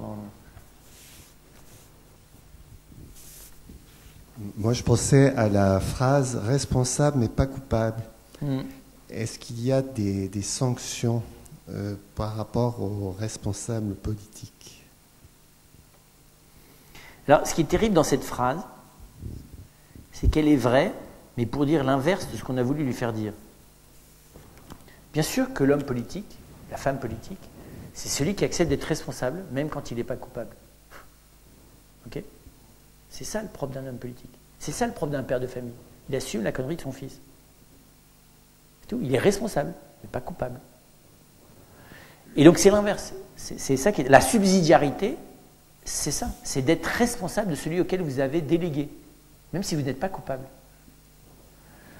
Et donc c'est précisément l'inverse de se dissocier de l'autre. Et d'ailleurs, la culpabilité, on le sait bien, philosophiquement, c'est quelque chose d'extrêmement difficile à cerner, l'objectivité de la culpabilité. Par contre, l'objectivité de la responsabilité, oui. Voir l'ensemble comment vous dire ça, des trames décisionnelles dans lesquelles je suis inséré. Alors, je n'ai pas conscience de toutes. Hein. Je n'ai pas conscience que quand vous sortez dans la rue, vous êtes potentiellement le salut ou la fin, ou au contraire, la vie ou la mort, pour quelqu'un qui débouche de l'angle de l'autre côté parce que vous allez trop vite à pied ou en vélo. Voilà, ça évidemment, je ne peux pas gérer, mais bon, même ça, je fais partie d'une trame décisionnelle, une trame existentielle qui m'échappe. Donc c'est beau d'ailleurs de se dire, mais il y avait un film qui s'appelait, comme ça j'ai oublié son nom, où dans la même journée, chacun faisait à la fois, ils se rencontraient tous les uns les autres, et chacun dans la même journée faisait un acte parfaitement répréhensible et un acte parfaitement honorable. Ça s'appelait Collision. C'était extraordinaire. Et ça montrait très bien ça, qu'en fait, on est tous dans la trame les uns des autres. Et que, avant d'être suffisamment déterminé personnellement pour que la part des actes positifs dans cette trame soit définitivement majoritaire sur les actes qui ont des effets négatifs, voilà, c'est pas rien pour émerger là-dedans. Que globalement, même avec un peu de conscience morale, bah, la conscience morale face à la situation critique, elle ne suffit plus. Parce qu'à un moment donné, si c'est trop ton intérêt, tu vas laisser ta conscience morale. Par contre, quand la conscience morale va dans le sens de quelque chose qui correspond à la fois à ton intérêt ou tout d'un coup une émotion qui te pousse à l'héroïsme, oui, là tu vas le faire. C'est très bien fait ce film. Et donc, précisément, je pense que la co-responsabilité qui est pour moi ce qui doit émerger pour qu'on puisse reprendre en charge la vie commune, c'est tout bête, qu'on puisse reprendre en main notre vie commune. Sans lequel il n'y a pas de société, et s'il n'y a pas de société, il n'y a pas de culture, il n'y a même pas de barbarie, parce que les barbares, ils avaient une vie commune. Vous voyez, donc, s'inventer un monde dans lequel on va se dispenser de la communauté humaine, on va se dispenser des valeurs et de la culture, je ne sais pas comment ça s'appelle ça. Ça s'appelle un monde qui est inhumain, complètement inhumain. Et donc, effectivement, dans cette phase-là, le fait d'accepter d'être responsable, même de ce dont je ne suis pas coupable. Alors, qui est autre chose, hein, vous l'avez bien compris, que la culpabilité maladive, qui fait que de toute façon, tout ce qui arrive à quelqu'un, j'en suis responsable. Enfin, vous voyez, je différencie ça du mode pathologique que ça peut avoir. Voilà, une mère, alors que ses enfants ont 50 ans, estime que de toute façon, elle est gravement coupable parce que, je ne sais pas trop quoi, à 50 ans, tout d'un coup, ils ont fait des choses répréhensibles, il faut se calmer. Et elle relie toute sa vie, si par hasard, elle n'aurait pas fait des erreurs dans la manière dont elle leur donnait des petits pots quand ils étaient petits. Enfin, voilà. Non, je dis ça, ça existe. Hein. Les relectures culpabilisantes, c'est maladif, c'est pas mieux d'ailleurs.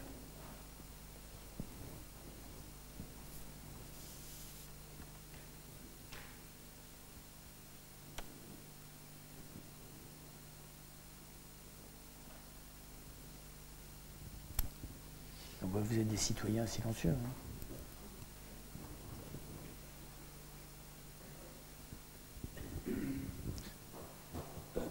Hein. Ma question elle est autour de votre exposé, où d'une certaine façon vous nous avez expliqué l'évolution, enfin les causes d'une fragmentation, hein, parce qu'on est passé d'un monde qui était simple à un monde très complexe. Et puis votre prévision, elle a un côté optimiste, hein, qui est, je dirais, c'est un peu la vision politique que vous cherchiez à faire partager. Il vaut mieux avoir une vision positive. Mais la question que je me pose, c'est est-ce que c'est pas une vision qui est intrinsèque au monde occidental, avec sa philosophie grecque et la naissance de la démocratie au niveau de la Grèce, versus un autre monde qui est le monde asiatique, qui s'avère être beaucoup plus nombreux maintenant que notre monde occidental, où eux, ils n'ont pas du tout cette culture, je dirais, démocratique. Et quand on prend par exemple des cités-États comme Singapour, il y a une richesse économique qui est énorme. Je dirais que les gens y vivent bien.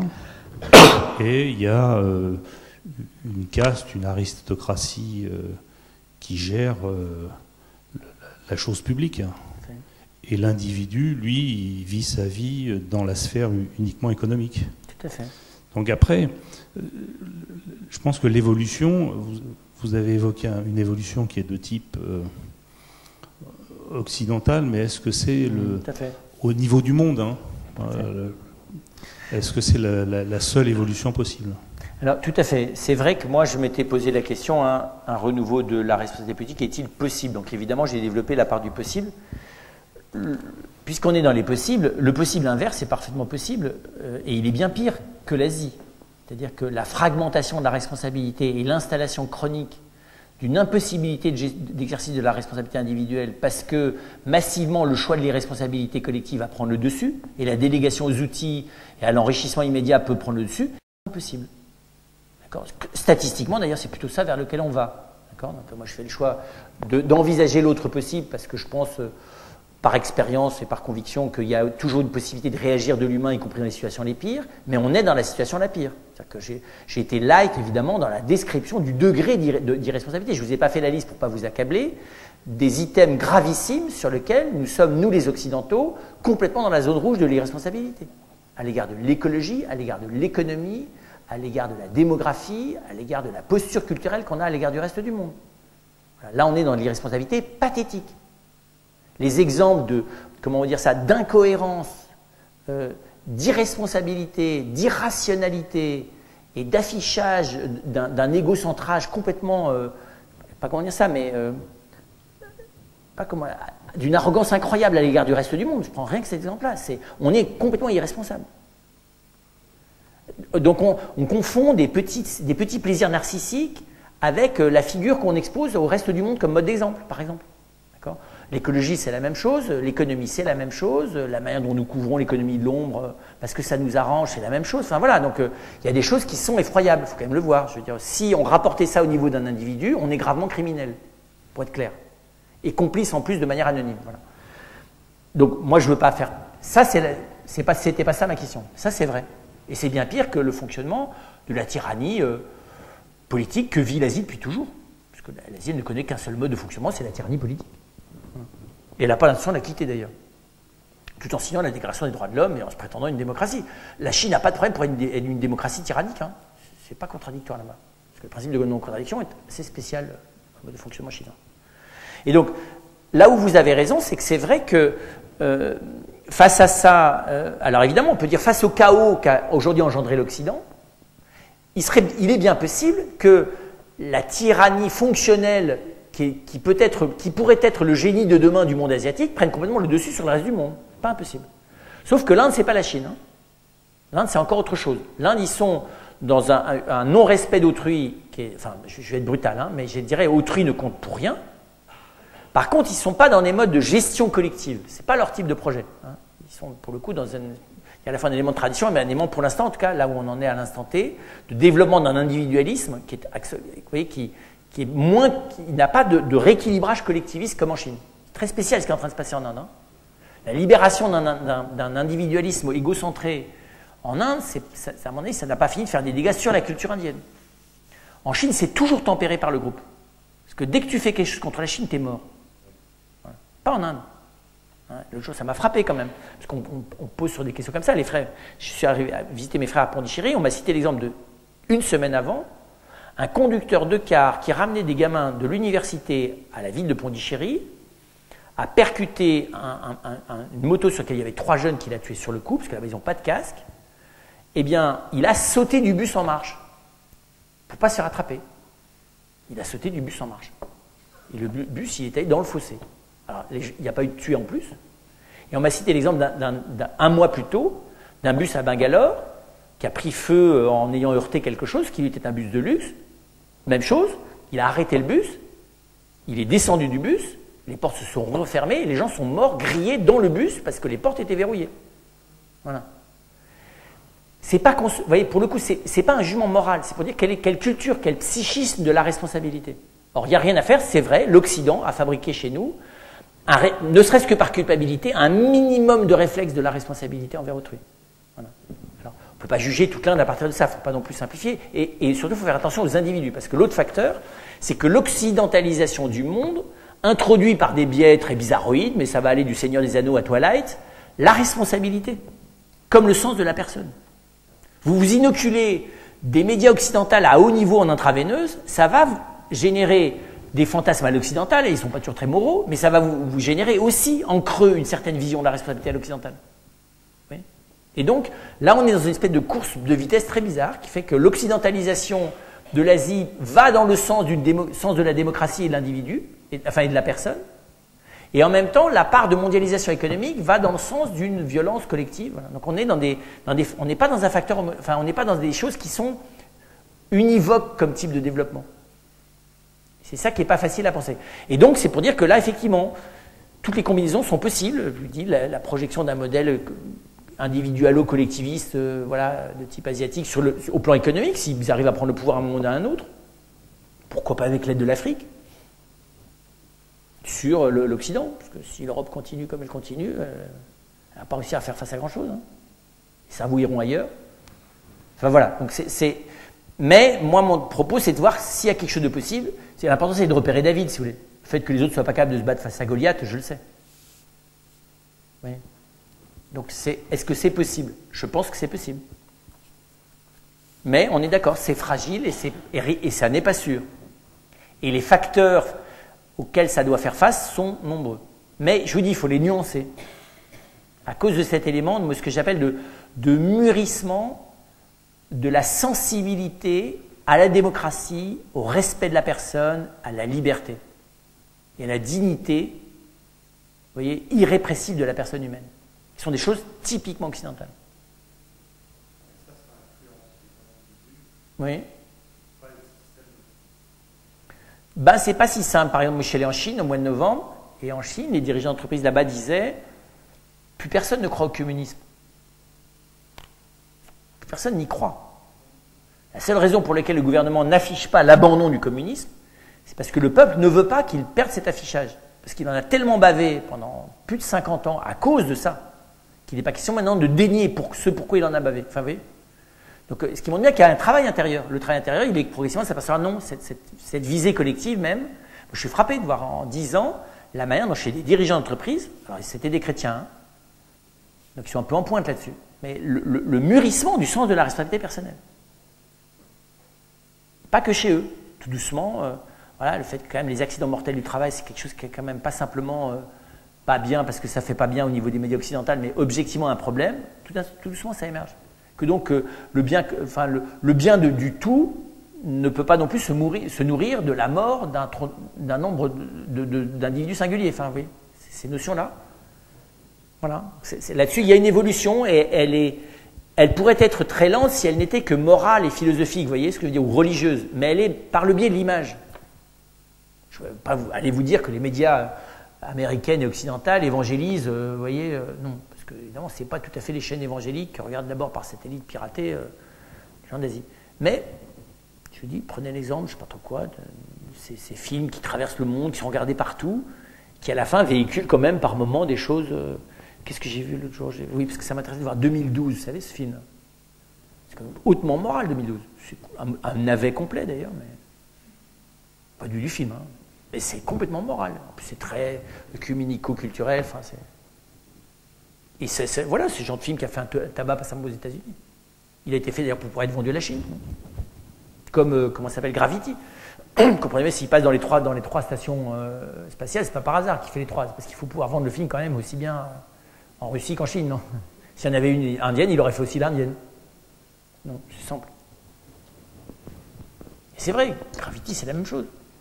C'est pas, vous voyez, et donc, je pense qu'il faut tenir compte de ces éléments-là, parce que l'inoculation des médias occidentaux a fait évoluer pour le pire, je dirais pas pour le meilleur, mais a aussi fait passer des choses extraordinaires, dont on voit les effets. Mon opinion est toute personnelle. Je suis très surpris par la façon dont vous avez abordé cette idée de responsabilité politique. Je vais être très méchant, moi aussi, cru. Je vous trouve trop naïf, dans la mesure où, personnellement, moi j'ai abordé un certain nombre d'associations, de mouvements, je veux dire syndicalistes politiques. J'avoue, je n'ai pas tenu 10 ans dans aucun de ces mouvements. Par un écœurement, par un égoïsme forcené. Je vais dire, l'idée que vous nous avez donnée ce soir, pour moi, c'est... Les bisounours. Oui, tout à fait. Là, vous êtes complètement, je vais dire, presque en dehors de la plaque. Parce que je ne vois pas un système où, effectivement, je vais dire, l'égoïsme des gens, l'arrivisme, et notamment, au point de vue politique, le pouvoir, il suffit de voir le renouvellement de la classe politique depuis tout temps, hein, depuis tout temps. Dès qu'on commence à avoir une approche, comme dirait l'autre, on met la main, ben on y passe entier. Hein. Non, on est loin, je vais dire, effectivement, d'un angélisme là-dessus. Sans parler, pour terminer, de tous les à côté, type Marseille ou autre. Alors, pour tout vous dire, c'est vrai que j'ai la chance de fréquenter plutôt les résistants que les collabos. Voilà. Non mais sérieux, je suis sérieux. J'ai la chance de fréquenter plutôt les résistants que les collabos, au sens où effectivement ils sont moins nombreux. Mais voilà, il se trouve qu'ils ont eu quand même un poids dans l'histoire, Dieu soit loué, plus important que les collabos. Mais j'ai bien conscience de ce poids, si vous voulez. Il se trouve que, je le crois, moi quand je travaille avec le monde de l'entreprise, je dis, parce que je crois ça très vrai, et ça se vérifie, que 30%, 33% des entreprises n'ont rien à faire des personnes humaines, et pour eux c'est de la chair à canon, point à la ligne. Que 33% des entreprises font délibérément le choix de la personne humaine, et c'est celle avec qui la plupart du temps je travaille, mais j'ai conscience qu'ils ne sont que 33%, et que les 33% restants agissent à géométrie variable, c'est-à-dire que si c'est plus rentable, ils vont quand même s'occuper, ou si ça leur coûte trop cher, ils vont s'occuper des personnes humaines, mais si c'est pas trop nécessaire, ils vont pas trop s'en occuper. Ce qui ne veut pas dire qu'ils vont les mépriser ouvertement, comme font les 33 premiers pourcents. C'est vrai, mais c'est vrai aussi du côté du politique. C'est vrai que si vous voulez voir des hommes ou des femmes politiques qui font quelque chose d'utile, il faut aller voir certains députés. Moi, j'avais rencontré, je me souviens très bien, un député de Bretagne, d'une partie à la frontière entre Rennes et la campagne qui est autour de Rennes, qu'un type, je m'étais renseigné après ça, qui fait un vrai boulot, à sa petite échelle. Alors vous me direz, il est tout seul, ou ils sont 5 ou 6, peut-être. Alors c'est vrai que c'est par des formations professionnelles. Les apôtres, ils étaient que 12. Voilà.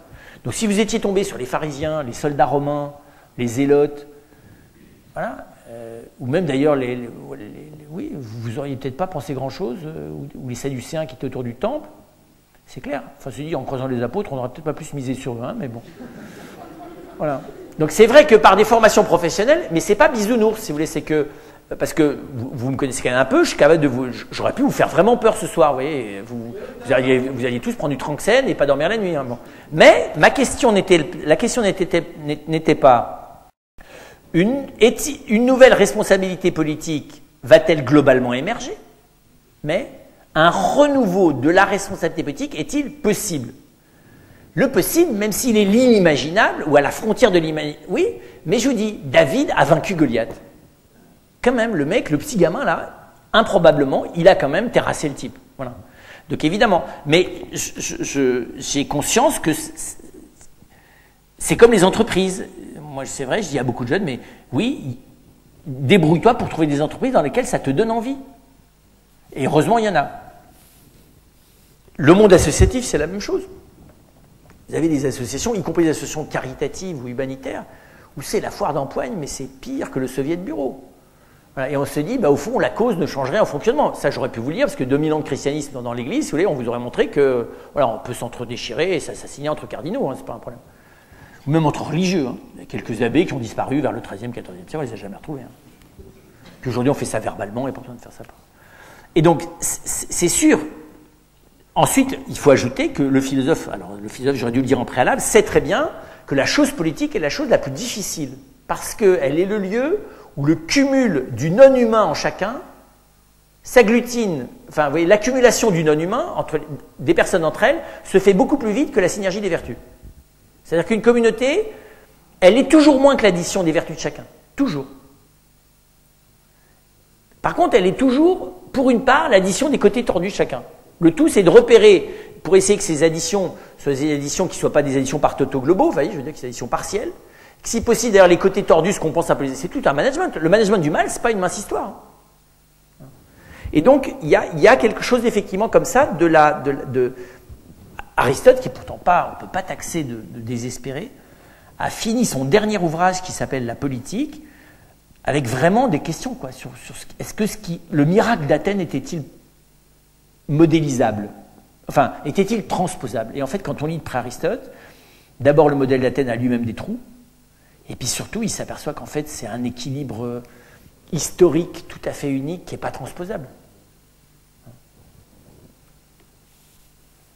Mais je maintiens que, voilà, à l'échelle d'une commune, à l'échelle d'un quartier, une mairie de quartier peut, dans certains cas, faire du vrai boulot. Alors, c'est plus difficile. Dès que les logiques, les structures, enfin voilà, mais en France, on est la subsidiarité, je ne sais pas quand est-ce qu'on va comprendre ce que ça veut dire, mais la décentralisation, ce n'est pas encore la subsidiarité. Hein. Oui, Alors, une dernière question. Vous avez bien développé ce qu'est le bien commun, c'est-à-dire le bien de tous et le bien de chacun, et le petit mot important, c'est « et ». Il faut qu'il y ait les deux. Est-ce que vous pouvez nous dire en quelques mots l'intérêt général? Parce que c'est ce qu'on entend tout le temps. On entend très peu parler de bien commun et on entend beaucoup parler d'intérêt général. Voilà. Tout à fait. Juste. Précisément, la notion d'intérêt général, elle a remplacé la notion de bien commun. Parce qu'elle est plus compréhensible, elle est plus libérale, hein, puisque le libéralisme philosophique est fondé sur l'idée que la recherche que chacun a de ses intérêts égocentrés bien compris est en fait le moteur de l'histoire. C'est ça le libéralisme. Et c'est très intéressant de voir, c'est ce qu'a développé Jeremy Rifkin dans un espèce de gros bouquin un peu lisible à l'américaine, mais c'est qu'en fait on peut dire l'inverse, de manière tout aussi scientifiquement légitime, c'est qu'en fait l'empathie est la clé de l'histoire des hommes. Voilà. Et donc il faut faire comme Girard, il faut dire, bah oui, il y a l'empathie et il y a la rivalité, il y a le désir et la rivalité. Voilà. Et dans l'humain d'ailleurs, il y a les deux. Et donc concrètement, l'intérêt général, c'est une manière de dire, l'intérêt général, c'est ce qui vise à l'intérêt du plus grand nombre. Et donc on est dans une logique de type mécaniste, d'accord, dans lequel c'est la satisfaction individuelle qui est la motivation des choses. Je trouve que donc on analyse le fonctionnement de la collectivité, mais en ça, elle ne se différencie pas d'un troupeau. Dans l'intérêt général, il y a des perdants. Bien sûr, mais comme dans un troupeau. Et donc le troupeau, il agit selon l'intérêt général de la majorité. D'accord ?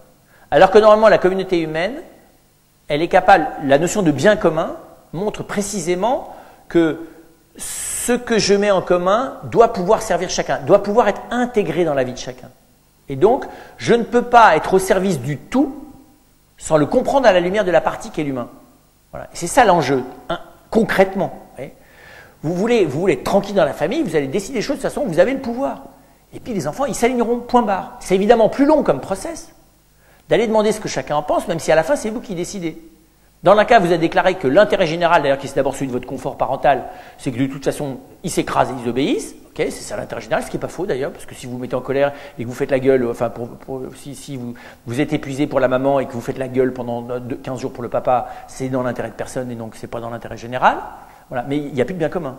Donc l'intérêt général peut ne pas être un bien commun. Voilà. Parce que le bien, il me renvoie à quelque chose qui est de l'ordre de l'intériorité. Et donc, du fait de tempérer mes intérêts par mon propre bien. D'accord ? Des fois, mon bien ne va pas dans le sens de mon intérêt. Parce que l'autre, c'est mon bien. Et donc, de nouveau, ce que dit Rifkin, l'empathie est quelque chose qui épanouit l'humain beaucoup plus profondément que la recherche de son intérêt. L'intérêt, c'est le struggle for life. Je vous dis, c'est cette espèce de vision, bon, que moi je pense, le commencement, le basculement pour moi de l'Occident intellectuellement, s'est fait au XVIIe. Avant les libéraux, mais avec cette vision de l'honnête homme qui, en fait, gère son existence comme un calcul stratégique pour avoir le plus de reconnaissance, de vertu, de relations, enfin, ce que j'appelle la naissance de la mentalité bourgeoise. Vous voyez, où en gros, je travaille pour moi. Je suis le centre du monde, quoi. Qui est tout à fait l'inverse, je pense, de la conscience que l'homme occidental a de lui-même avant, qui est quand même fondamentalement solidaire et qui même, du XIIe au XVe siècle, a en plus une espèce de notion de l'universel qui est d'une noblesse voilà, extrêmement belle. Hein, l'homme du XVIIe, qu'il soit d'ailleurs anglais, allemand ou français, il commence à être vraiment petit format. Enfin, moi, je trouve que c'est vraiment celui qui est suffocant, quoi. D'ailleurs, Molière est un homme sans pitié, qui est d'une acidité effroyable. Il reste rien quand vous avez passé... Molière a tout sulfaté de son époque parce qu'il n'y avait rien qui tenait. C'est terrible. Vous dites, qu'est-ce qui reste? Rien. Il n'y a pas l'amour, il n'y a pas la fidélité. Vous voyez, Molière, je vous dis, il moque tout. Il démonte tout. C'est un déconstructiviste effroyable. Face au XVIIe, Molière a rencontré un homme ou une femme du XIIe, XIIIe. Je pense qu'il n'aurait absolument pas pu se payer la tête des gens comme ça. Les précieuses ridicules, il fallait l'inventer quand même, les précieuses ridicules. Est-ce qu'il y a des précieuses ridicules au XIe siècle? Je ne sais pas. Vous avez des horribles, vous savez, au moment des rois maudits, là, vous avez des comment elles s'appellent, Frédégonde, enfin, vous avez des reines absolument effroyables qui font assassiner leur propre fils. Donc, vous avez la reine Margot, vous avez des grandes sanguinolentes perversées hystériques, mais vous voyez, c'est du Caligula, quoi. C'est pas les précieuses ridicules.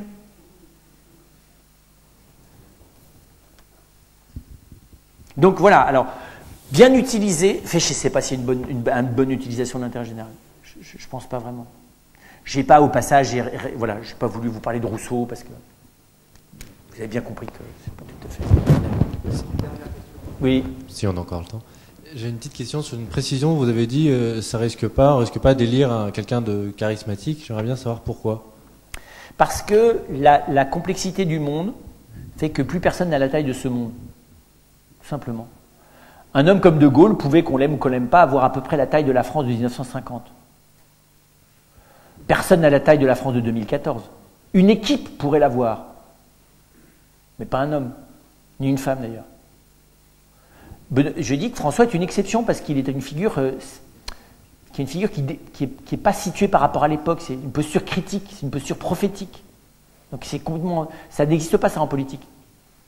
Mais aujourd'hui, c'est la même chose. Obama n'a pas la taille des États-Unis de 2014, comme à sa manière l'avait Nixon, quoi qu'on en pense, en 1975, ou comme l'avait Kennedy en son temps, comme l'avait Franklin.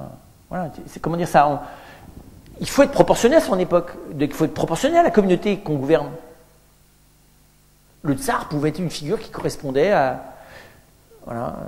Alors, est-ce que M. Poutine est à la taille de la Russie? Je souhaite que non. Enfin, je crois pas. Il est à la taille d'une certaine vision de la Russie d'aujourd'hui, mais qui est déjà plus la Russie effective. On voit bien qu'il est hanté par une vision tsariste. Je ne crois pas. D'ailleurs, je ne pense pas... Madame Merkel était à la taille de l'Allemagne d'aujourd'hui. Je ne sais pas. Je ne connais pas assez l'Allemagne. Mais je sais pour les Pays-Bas, l'Allemagne, l'Angleterre, enfin les Pays-Bas, la Belgique, l'Angleterre, je ne crois pas. L'Italie, il y a quelqu'un qui a redressé le truc. Ça ne fait pas une figure politique. Berlusconi comme figure politique, on se dit, mais pauvre pays qui a quand même été quelque chose. Voilà, donc c'est pour dire que je pense qu'il faut tout simplement admettre qu'on est rentré dans une phase de l'humanité qui est trop complexe, trop interactive à l'échelle mondiale, pour qu'on puisse avoir des singularités dans lesquelles on reconnaisse des gens capables d'assumer la situation. Vous voyez ce que je veux dire? Voilà. Par contre, je pense que, oui, un groupe, un mouvement de pensée, oui, un réseau, peut-être à la taille de ce monde. Encore faut-il qu'il soit animé, et c'est, voilà, non pas par une logique vertueuse, mais par des choix radicaux quant à la manière dont la personne se met au service du bien commun. Ce qui n'est pas facile non plus. Pape François n'a rien à perdre. Tous les autres ont quelque chose à perdre. Ne serait-ce que le pouvoir. C'est ça qu'on a vu dans Benoît. Pape Benoît, c'est qu'il n'avait rien à perdre. Il a perdu le pouvoir. Et du coup, on voit un homme derrière, on comprend bien que lui non plus, il n'a rien à perdre. Voilà, donc c'est beau d'ailleurs, inversement, pour dire les seules figures qui ont une échelle qui correspond à peu près à ce que vit notre monde, c'est des gens qui n'ont rien à perdre. Au bon sens du terme. Voilà, mais qui peut réclamer ça aujourd'hui d'un homme ou d'une femme politique?